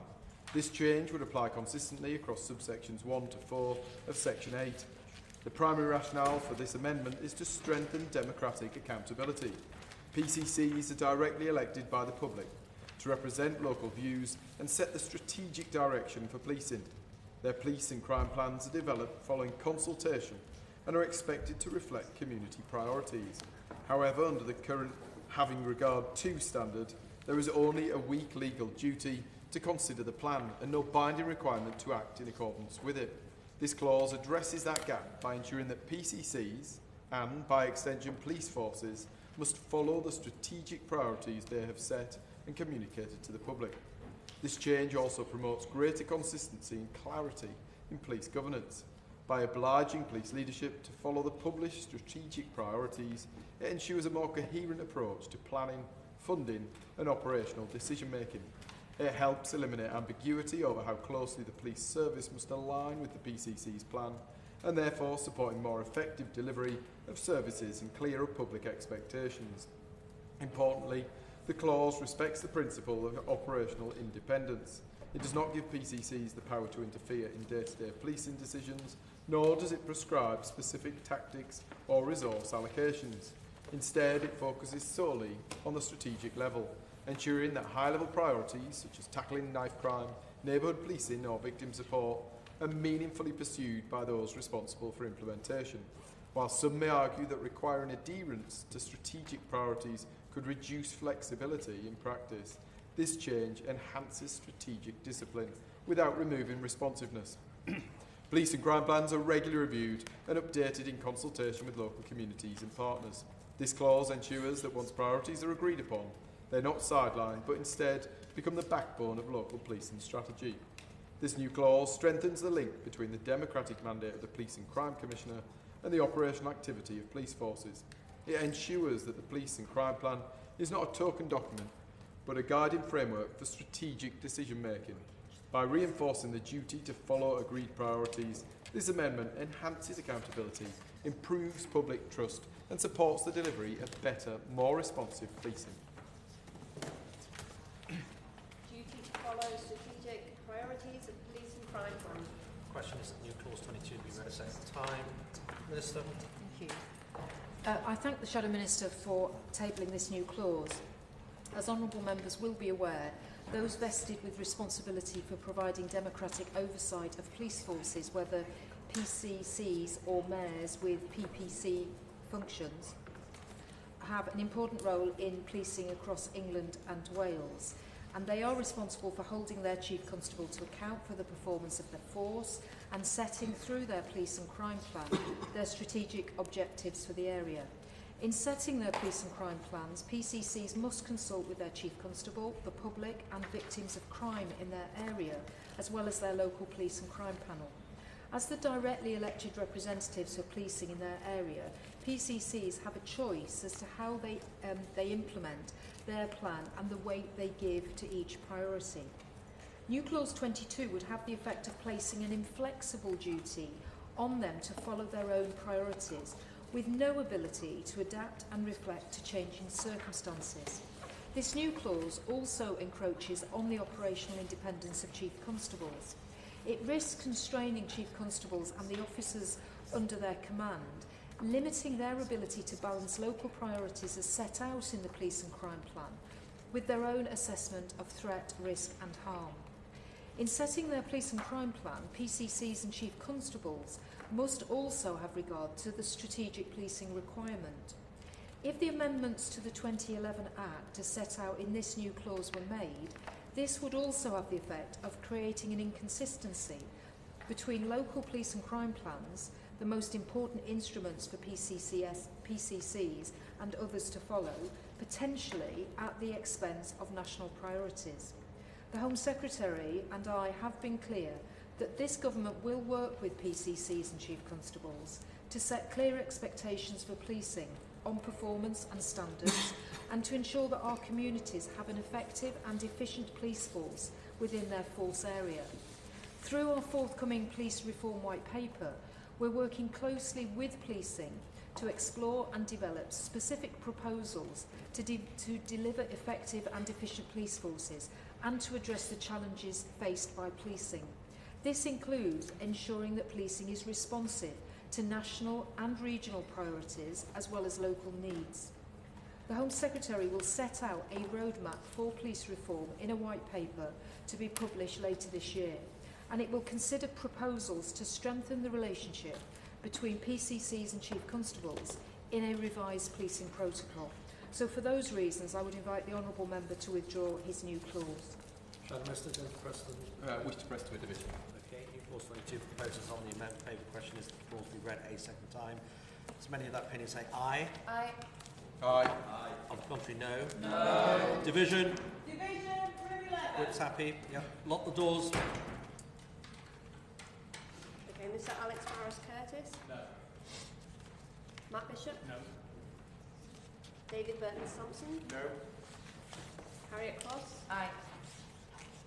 Alex Davis Jones? No. Dame Diana Johnson? No. Keir Mather? No. Jess Phillips? No. Joe Platt? No. Jack Rankin? Aye. Joe Robertson? Aye. Anna Sabine? Aye.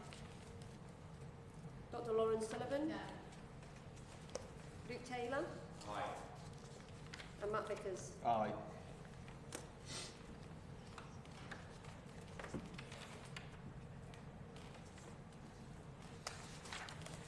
The ayes are 6, the noes are 9, so the noes have it, the noes have it. Unlocked. We now come to new clause 23, which has already been debated. Shadow Minister to move formally. Beg to move.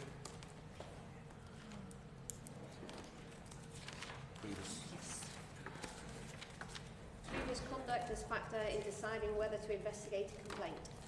The question is that new clause 23 be read a second time. Is that many of that opinion say aye? Aye. On the contrary, no. No. Division. Lock the doors. Mr Alex Barras Curtis? No. Matt Bishop? No. David Burton Sampson? No. Harriet Cross? Aye. Alex Davis Jones? No. Dame Diana Johnson? No. Keir Mather? No. Jess Phillips? No. Joe Platt? No. Jack Rankin? Joe Robertson? Aye. Anna Sabine? Stay. Dr Lauren Sullivan? No. Luke Taylor? Stay. Matt Vickers? Aye.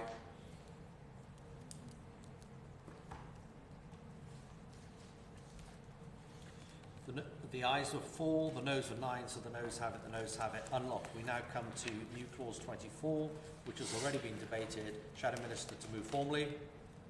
Shadow Minister. I'll beg to move. Points on driving licence for fly tipping. The question is that new clause 24 be read a second time. As many of that opinion say aye. Aye. The contrary, no. No. Division. Lock the doors.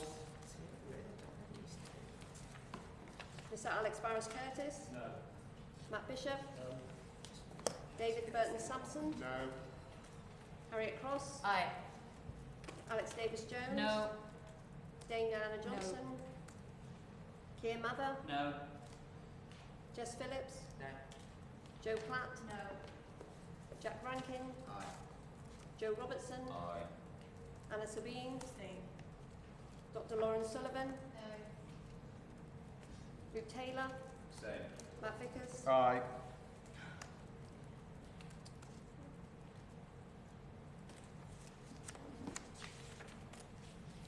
The ayes are 4, the noes are 9, so the noes have it, the noes have it. Unlocked. We now come to new clause 25, which has already been debated.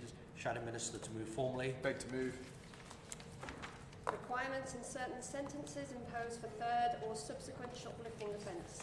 Question is that new clause 25 be read a second time. As many of that opinion say aye. Aye. On the contrary, no. No. Division. Lock the doors.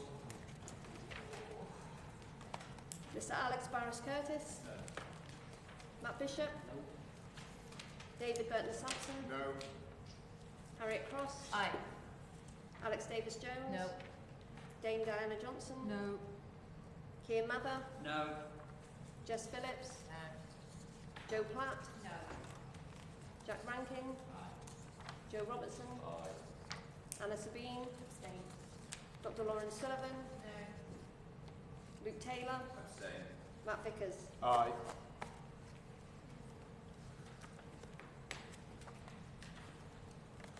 The ayes are 4, the noes are 9, so the noes have it, the noes have it. Unlocked. We now come to new clause 26, which has already been debated. Shadow Minister to move formally. Beg to move. Requirements in certain sentences imposed for third assault of retail worker offence. The question is that new clause 26 be read a second time. As many of that opinion say aye. Aye. Contrary, no. No. Division, lock the doors.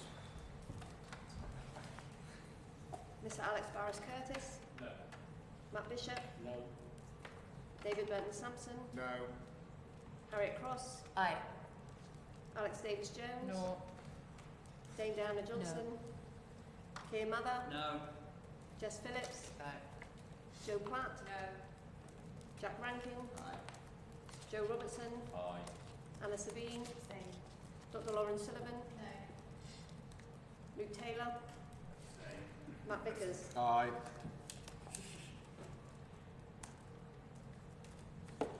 The ayes are 4, the noes are 9, so the noes have it, the noes have it. Unlocked. We now come to new clause 27, which has already been debated.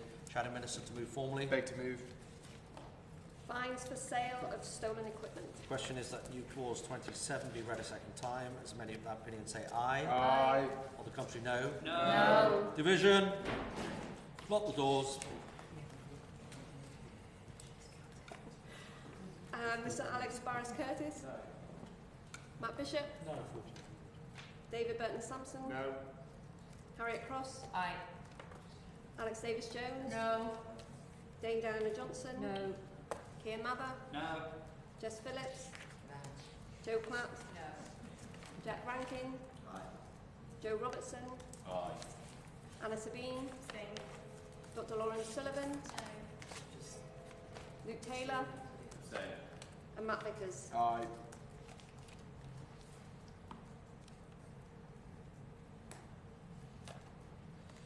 The ayes are 4, the noes are 9, so the noes have it, the noes have it. Unlocked. We now come to new clause 28, which has already been debated. Shadow Minister to move formally. Beg to move. Power to deport foreign nationals for possession of child sexual abuse images. The question is that new clause 28 be read a second time. As many of that opinion say aye. Aye. Contrary, no. No. Division, lock the doors. Okay. Mr Alex Barras Curtis? No. Matt Bishop? No. David Burton Sampson? No. Harriet Cross? Aye. Alex Davis Jones? No. Dame Diana Johnson? No. Keir Mather? No. Jess Phillips? No. Joe Platt? No. Jack Rankin? Aye. Joe Robertson? Aye. Anna Sabine? Abstain. Dr Lauren Sullivan? No. Luke Taylor? Abstain. And Matt Vickers? Aye.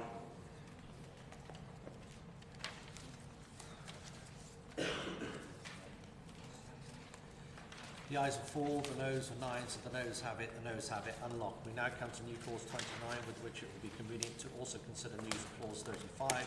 Paul Matt Vickers. Thank you. New clause 29 introduces a statutory requirement for the Secretary of State to publish an annual report on specific police activities in areas experiencing high levels of serious crime.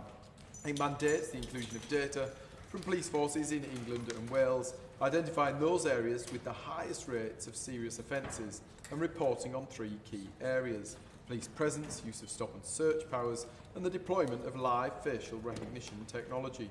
The first report is required within 6 months of the Act's passage, with subsequent reports published annually.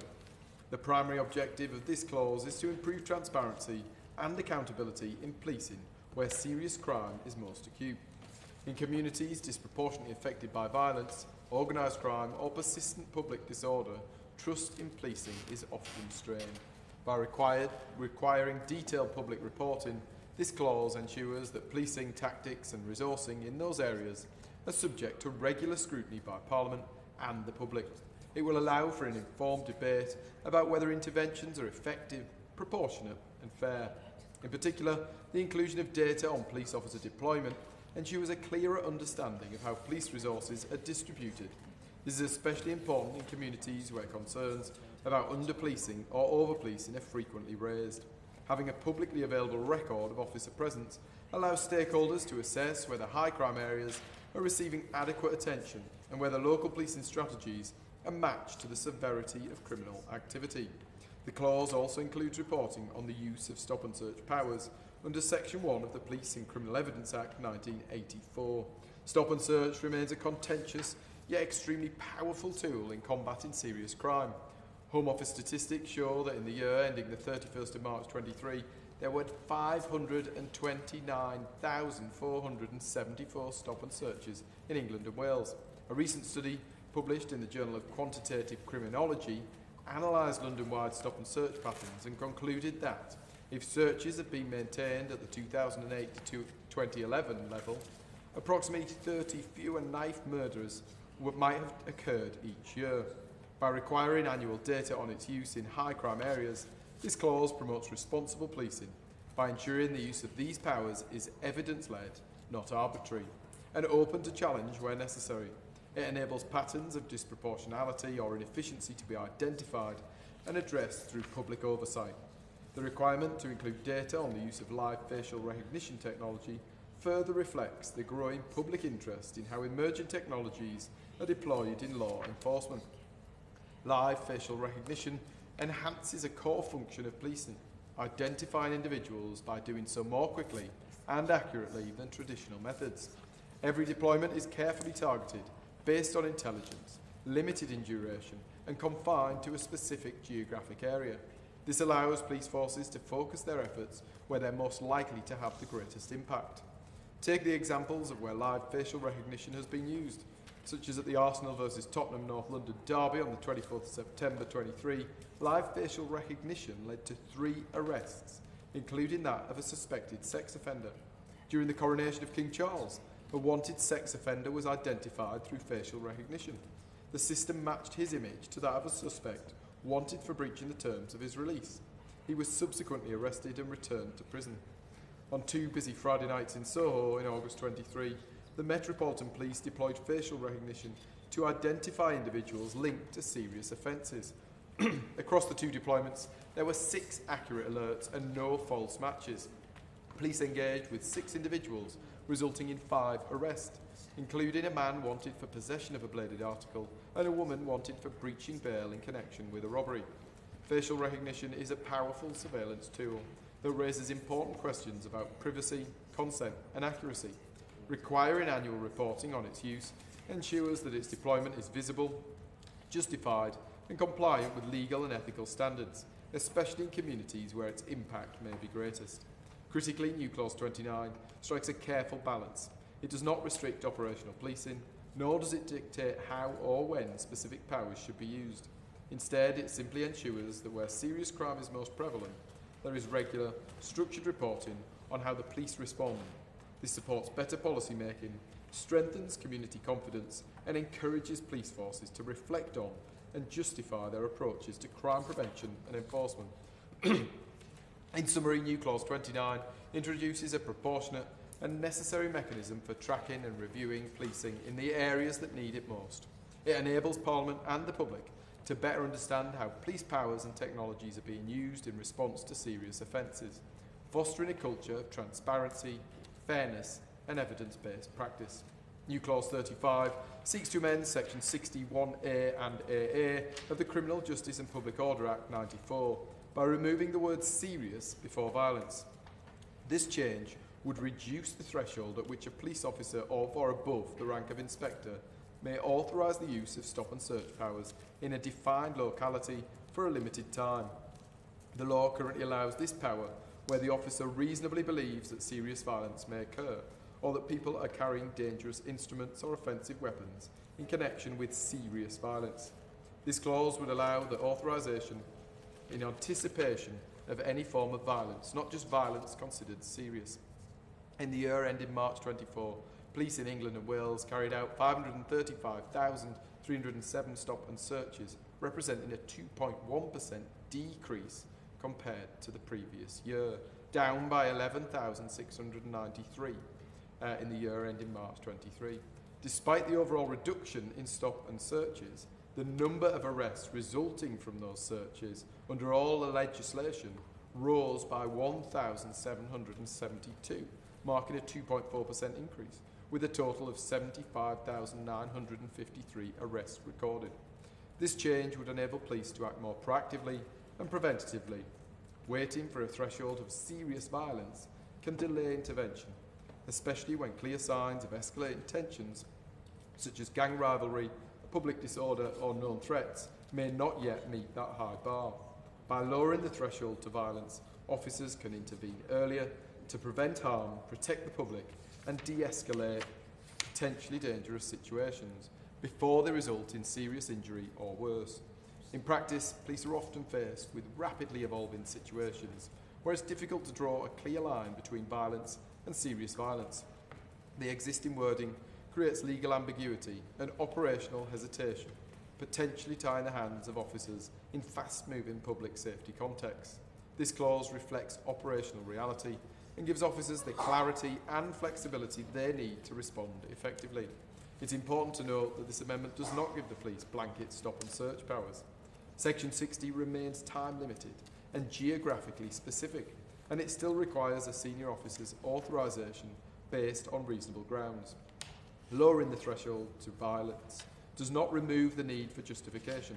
It simply ensures that officers are not hamstrung by a legal distinction that may prevent timely intervention. Accountability mechanisms, including record keeping and oversight, remain in place. Used transparently and proportionately, stop and search could be a legitimate and effective tool in reducing violence. Clear communication about the rationale for its use, including public notifications when Section 60 is authorised, helps build trust in its deployment. Lowering the threshold does not undermine public confidence if the powers are exercised responsibly. News Clause 35 is a measured and operationally meaningful change.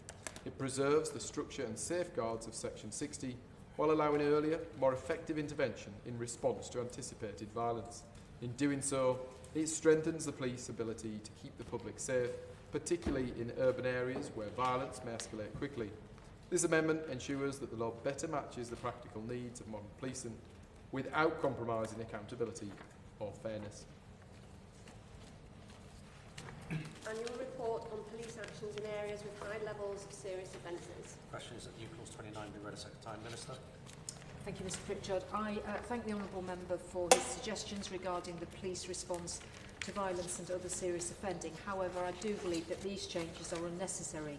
Regarding new clause 29, I agree that transparency is important, and that is why the Home Office already publishes extensive data annually on police recorded crime and the use of police powers. This includes the number of stop and searches conducted, broken down by individual community safety partnership areas, as well as by police force areas. In addition, members of the public have access to detailed crime and stop and search maps on police.uk using monthly data provided directly by police forces. Police forces also publish detailed information on deployments of live facial recognition. Turning to new clause 35, stop and search is a vital tool for tackling crime, and in particular knife crime, but it must be used in a fair and effective way, and this is particularly true of section 60 powers, which are the focus of this amendment. These powers may be authorised under certain conditions in response to or anticipation of serious violence, allowing officers to search individuals without the normal requirements for reasonable suspicion. They are rightly subject to strict constraints. In practical terms, I do not consider that changing the threshold from serious violence to violence would represent a meaningful change. Section 60 provides powers to search for offensive weapons or dangerous implements, and any use of such items is by definition serious violence. In the year to March 2024, the latest year for which data is available, there were 5,145 stop and searches undertaken under Section 60 powers in England and Wales. This resulted in 71 people being found carrying offensive weapons and 212 arrests being made on a suspicion of a range of offences. So I therefore urge the Honourable Member to withdraw his new clauses. The Chairman will still want to withdraw his new clause. Beg to move. Okay. New clause 29 proposed as on the amendment paper. The question of the clause be read a second time. Many of that opinion say aye. Aye. Aye. Contrary, no. No. Division. Lock the doors. Okay, Mr Alex Barris Curtis. No. Matt Bishop. No. David Burton Sampson. No. Harriet Cross. Aye. Alex Davis Jones. No. Dame Diana Johnson. No. Keir Mather. No. Jess Phillips. No. Joe Platt. No. Jack Rankin. Aye. Joe Robertson. Aye. Anna Sabine. Abstain. Dr Lauren Sullivan. Luke Taylor. Abstain. And Matt Vickers. Aye.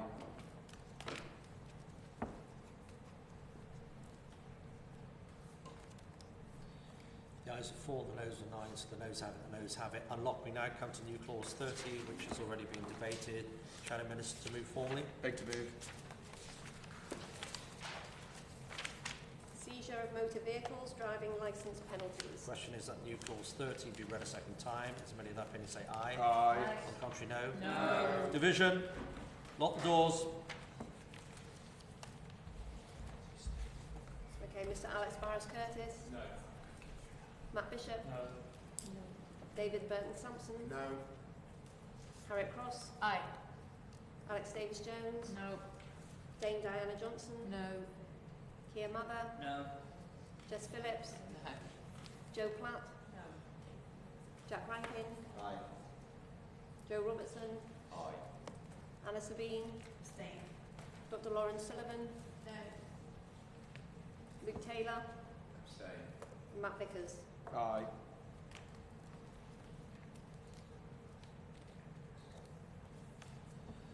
The ayes are 4, the noes are 9, so the noes have it, the noes have it. Unlocked. We now come to new clause 31, which has already been debated. Matt Vickers to move formally. Beg to move. Automatic dismissal of officers who fail vetting. The question is that new clause 31 be read a second time. As many of that opinion say aye.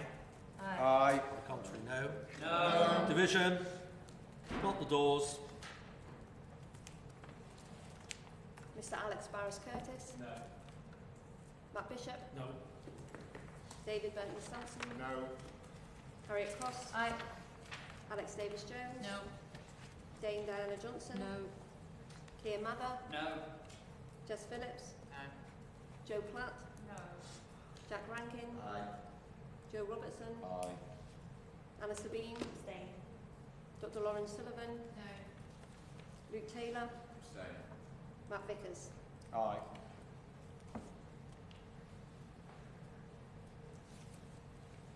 The ayes are 4 and the noes are 9, so the noes have it. Unlocked. We now come to new clause 32, which has already been debated. Matt Vickers to move formally. Beg to move. Theft from farms. Question is that new clause 32 be read a second time. As many of that opinion say aye. Aye. On the contrary, no. No. Division. Lock the doors. Okay, Mr Alex Barras Curtis. No. Matt Bishop. No. David Burton Sampson. No. Harriet Cross. Aye. Alex Davis Jones. No. Dame Diana Johnson. No. Keir Mather. No. Jess Phillips. No. Joe Platt. No. Jack Rankin. Aye. Joe Robertson. Aye. Anna Sabine. Abstain. Dr Lauren Sullivan. No. Luke Taylor. Abstain. Matt Vickers. Aye.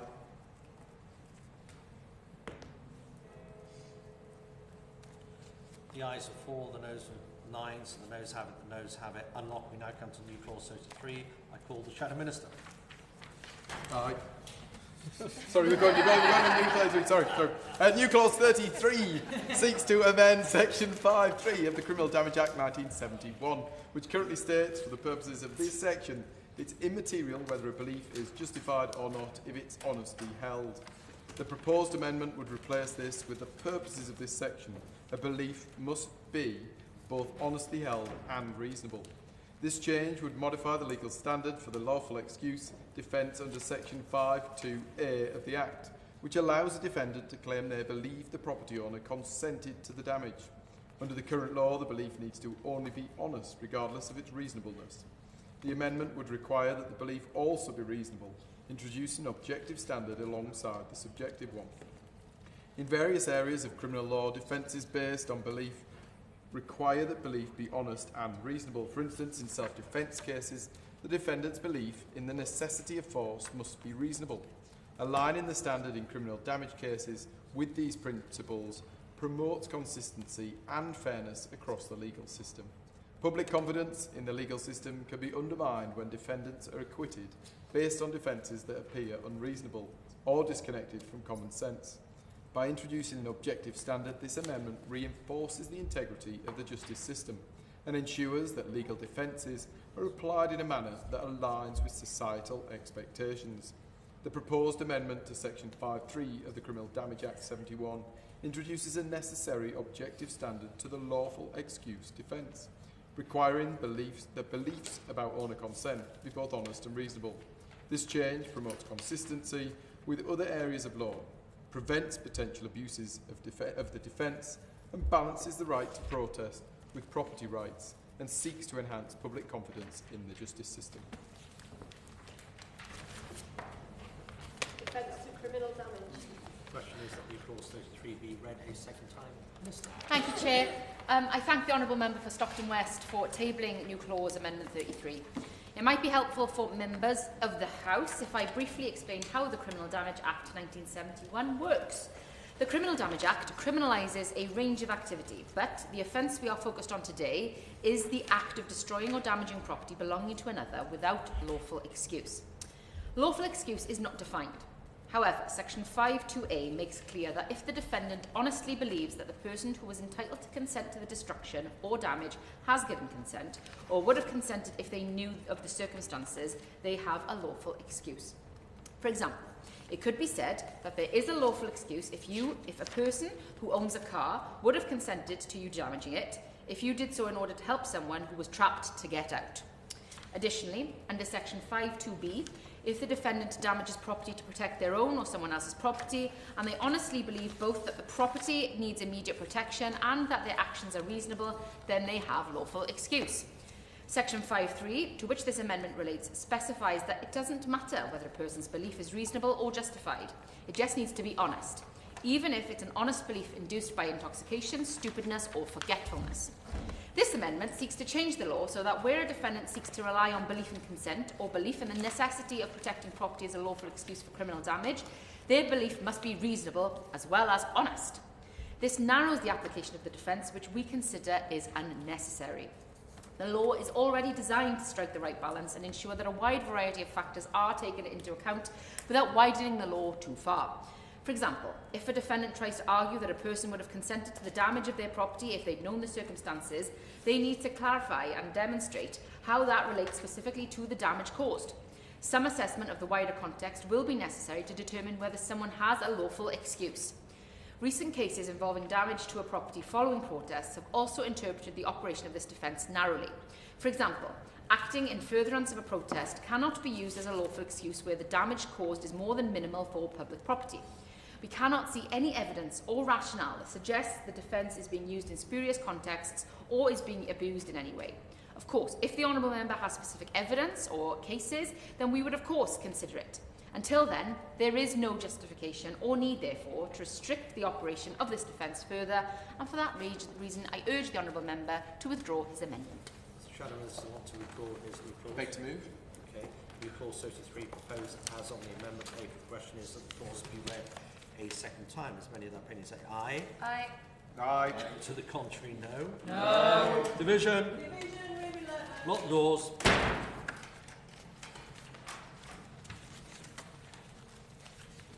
Mr. Alex Barris Curtis. No.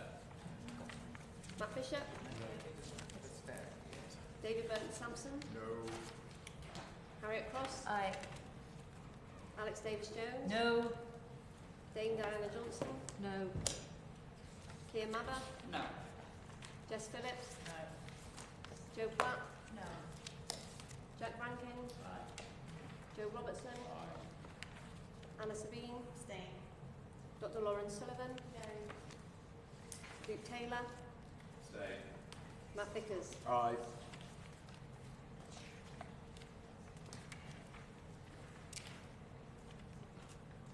The ayes are 4, the noes are 9, so the noes have it unlocked. We now come to new clause 34, which has already been debated. Matt Vickers to move forward. Beg to move. Meaning of serious disruption to the life of the community. Questions that new clause 34 be read a second time. As many that opinion say aye. Aye. Contrary, no. Division? Locked doors? Mr Alex Barras Curtis? No. Matt Bishop? No. David Burton Sampson? No. Harriet Cross? Aye. Alex Davis Jones? No.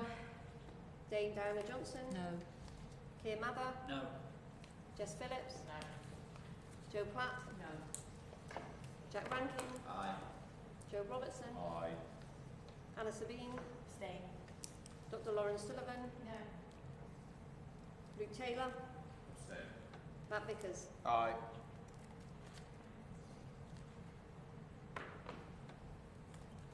The ayes are 4, the noes are 9, so the noes have it, the noes have it. Unlocked. We now come to new clause 35, which has already been debated. Matt Vickers to move formally.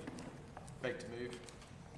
Stop and search. The question is that new clause 35 be read a second time. As many of that opinion say aye. Aye. To the contrary, no. No. Division? Lock the doors.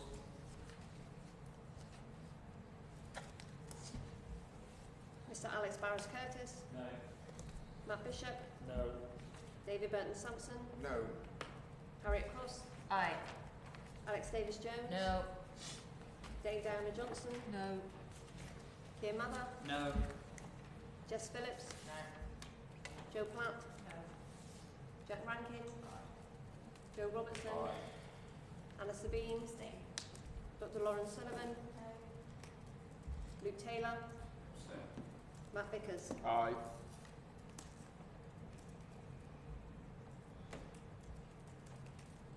The ayes are 4, the noes are 9, so the noes have it, the noes have it. Unlocked. We now come to new clause 36, which has already been debated. Matt Vickers to move formally. Beg to move. Removal of prohibition on entering a private dwelling to confiscate an off-road bike. The question is that new clause 36 be read a second time. As many of that opinion say aye. Aye. To the contrary, no. No. Division? Lock the doors. Mr Alex Barras Curtis? No. Matt Bishop? No. David Burton Sampson? No. Harriet Cross? Aye. Alex Davis Jones? No. Dame Diana Johnson? No. Keir Mather? No. Jess Phillips? No. Joe Platt? No. Jack Rankin? Aye. Joe Robertson? Aye. Anna Sabine? Abstain. Dr Lauren Sullivan? No. Luke Taylor? Abstain. And Matt Vickers? Aye.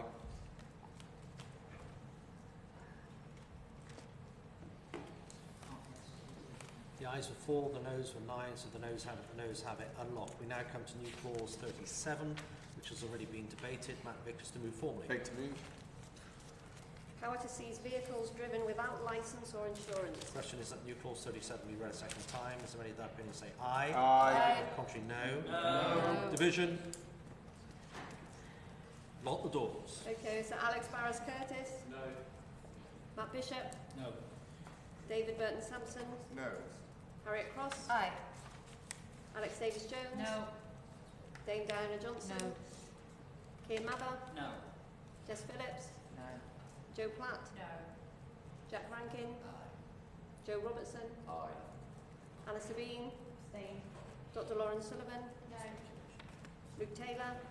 Abstain. Matt Vickers? Aye.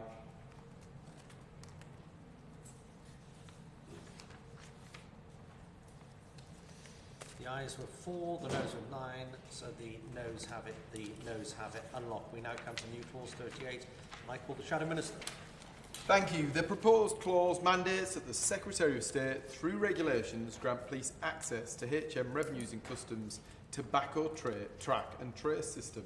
This access would enable law enforcement to determine the provenance of tobacco products sold by retailers, specifically to identify whether such products are stolen.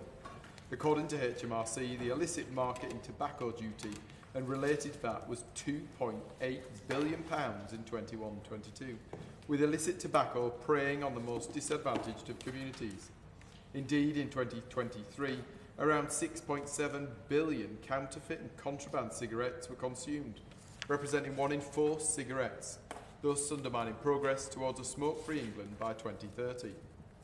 With this negative impact that the illicit tobacco market has on communities and UK revenue in mind, it's paramount that our police forces are provided with the resources required to counter the organised crime groups that dominate the illicit tobacco market. The sale of illicit tobacco on the black market also poses significant risks to public health, with illegal tobacco often containing 5 times the standard level of cadmium, 6 times as much lead, 1.6 times more tar and 1.3 times more carbon monoxide than regulated cigarettes and rolling tobacco. The illicit tobacco market poses significant challenges, including revenue loss for the government and health risks for consumers. Professor Emmeline Taylor's report, Lighting Up, emphasises the potential TT&T in identifying and prosecuting offenders involved in the illegal tobacco trade. Granting police access to TT&T would strengthen efforts to dismantle organised crime networks profiting from counterfeit tobacco sales.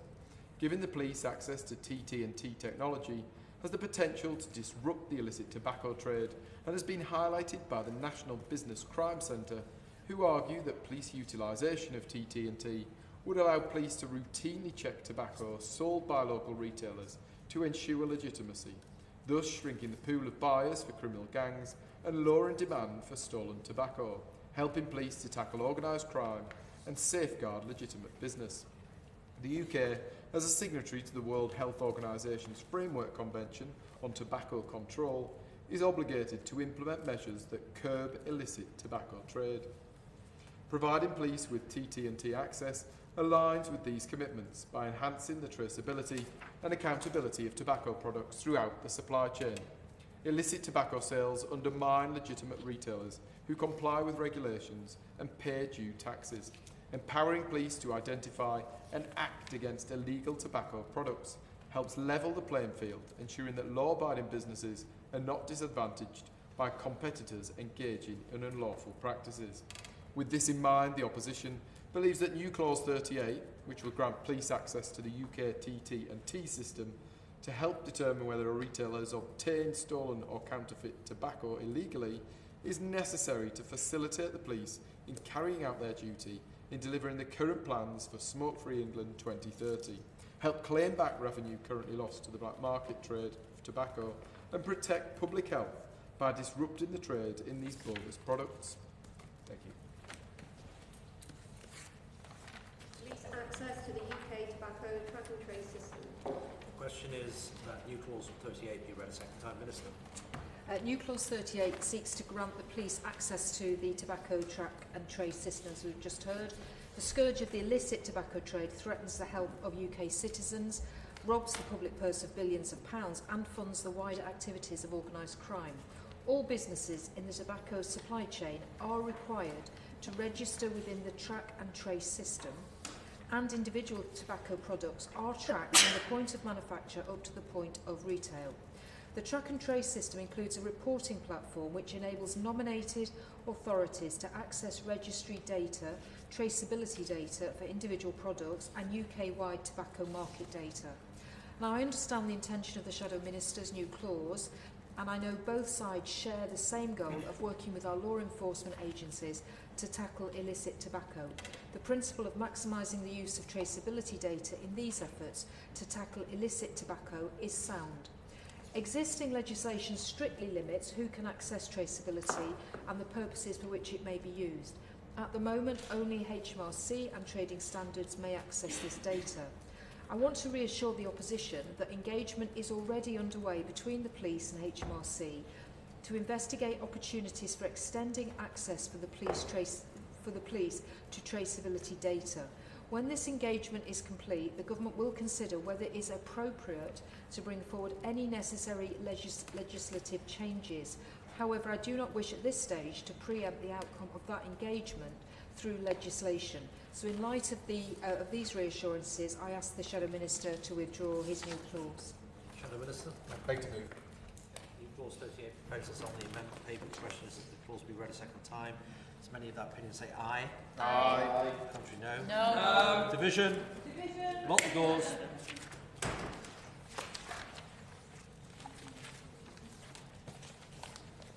Mr Alex Barris-Curtis. No. Matt Bishop. No. David Burton-Sampson. No. Harriet Cross. Aye. Alex Davis-Jones. No. Dame Diana Johnson. No. Keir Mather, No. Jess Phillips, No. Joe Platt, No. Jack Rankin, Aye. Joe Robertson, Aye. Anna Sabine, Dr Lawrence Sullivan, No. Luke Taylor, Aye. Matt Vickers. Aye.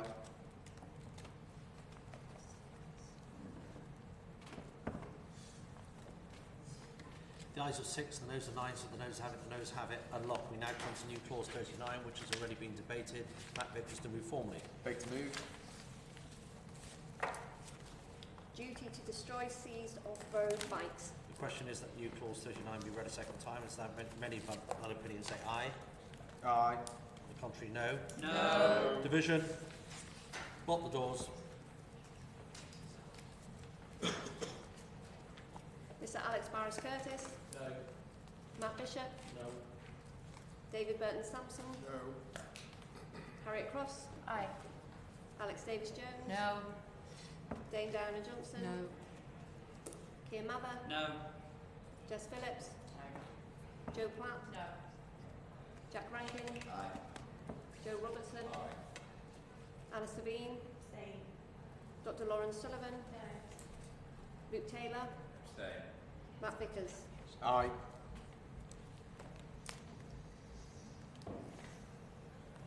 The ayes of 4, the noes of 9, so the noes have it, the noes have it. Now we now come to new clause 40, which has already been debated. Matt Vickers to move formally. Beg to move. Registration of off-road bikes. Question is that new clause 40 be read a second time. As many of the opinions say aye. Aye. The contrary, no. No. Division. Lock the doors. Mr Alex Barris Curtis, No. Matt Bishop, No. David Burton Sampson, No.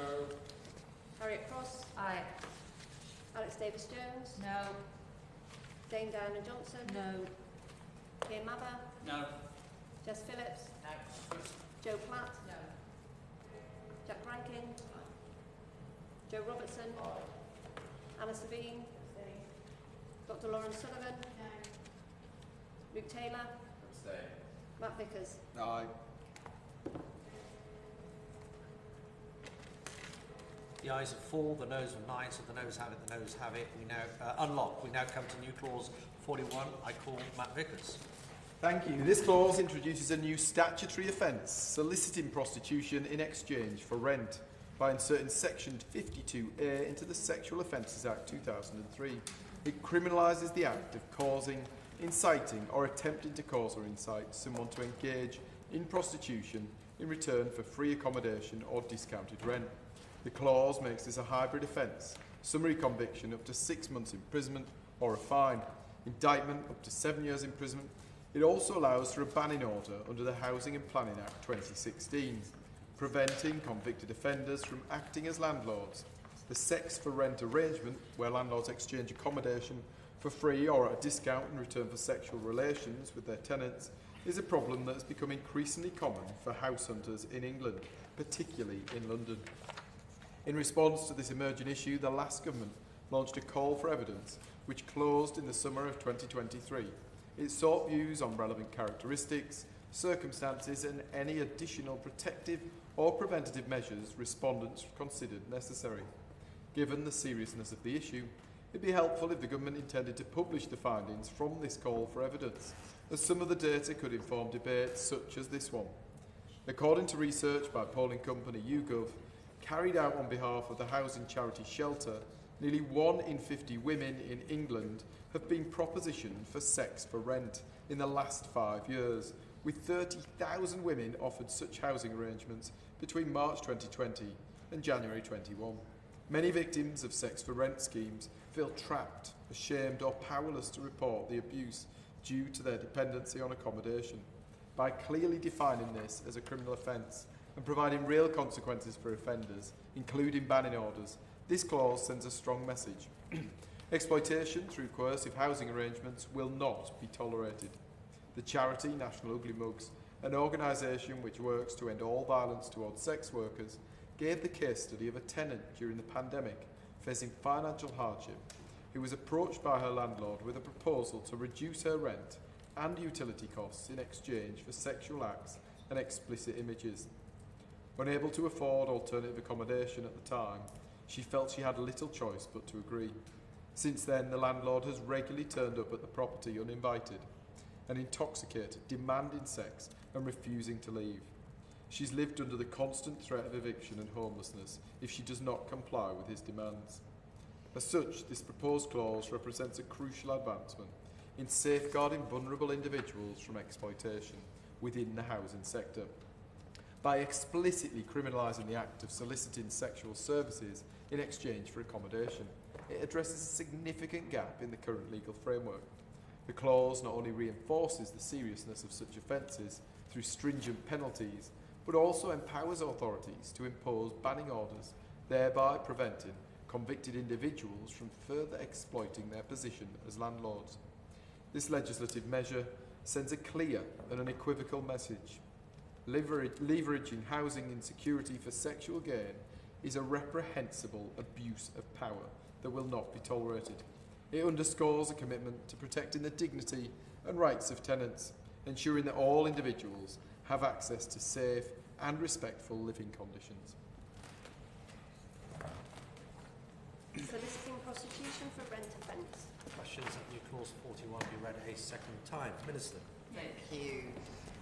New clause 41, put forward by the Honourable Member for Stockton West, would make an offence to provide free or discounted rent in exchange for sex. I'd like to reassure the Honourable Member that the Government firmly believes that the exploitation and abuse that can occur through so-called sex for rent arrangements has no place in our society. Hear, hear.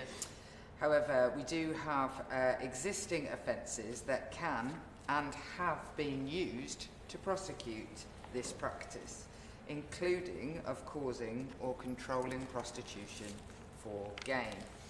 I know the Honourable Member will appreciate that this is a complex issue, and I would like to reassure the committee that the Government will continue working closely with the voluntary and community sector, the police and others to ensure that the safeguarding of women remains at the heart of our approach.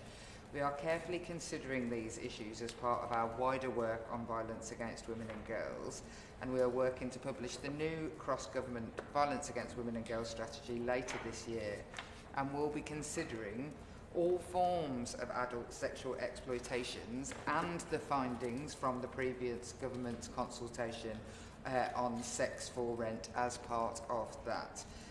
Given this commitment, I hope the Honourable Member, although I very much doubt he will, and on that point, as somebody who has laid many opposition amendments, I would say that I very rarely ever pushed many of them to a vote. And I would offer on this amendment, like I would with any, that should the Honourable Member or any in his party who wish to deal with this issue or any of the issues, want to ask for a meeting with me or come and talk to any of us about how we progress in doing this, I don't wish to school them on opposition, is a much more likely way of achieving the ultimate aim, which in this instance, his is the same as mine, and that is protecting people who are sexually exploited. And to date, no approaches have been made, but they are always welcome. Yeah. So does the Shadow Minister wish to press the Beg to move. clause? Okay. New clause 41 proposed as on the amendment paper. The question is that the clause be read a second time. As many of that opinion say aye. Aye. Aye. Contrary, no. No. Division. Lock the doors.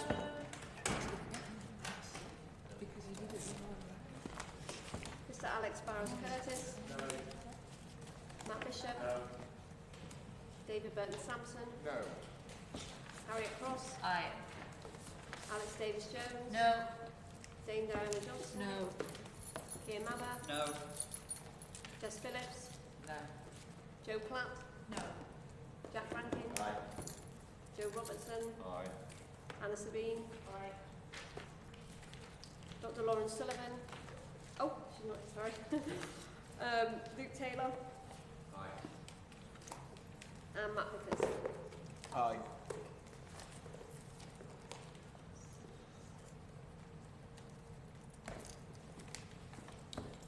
ayes were 6, the noes were 8, so the noes have it.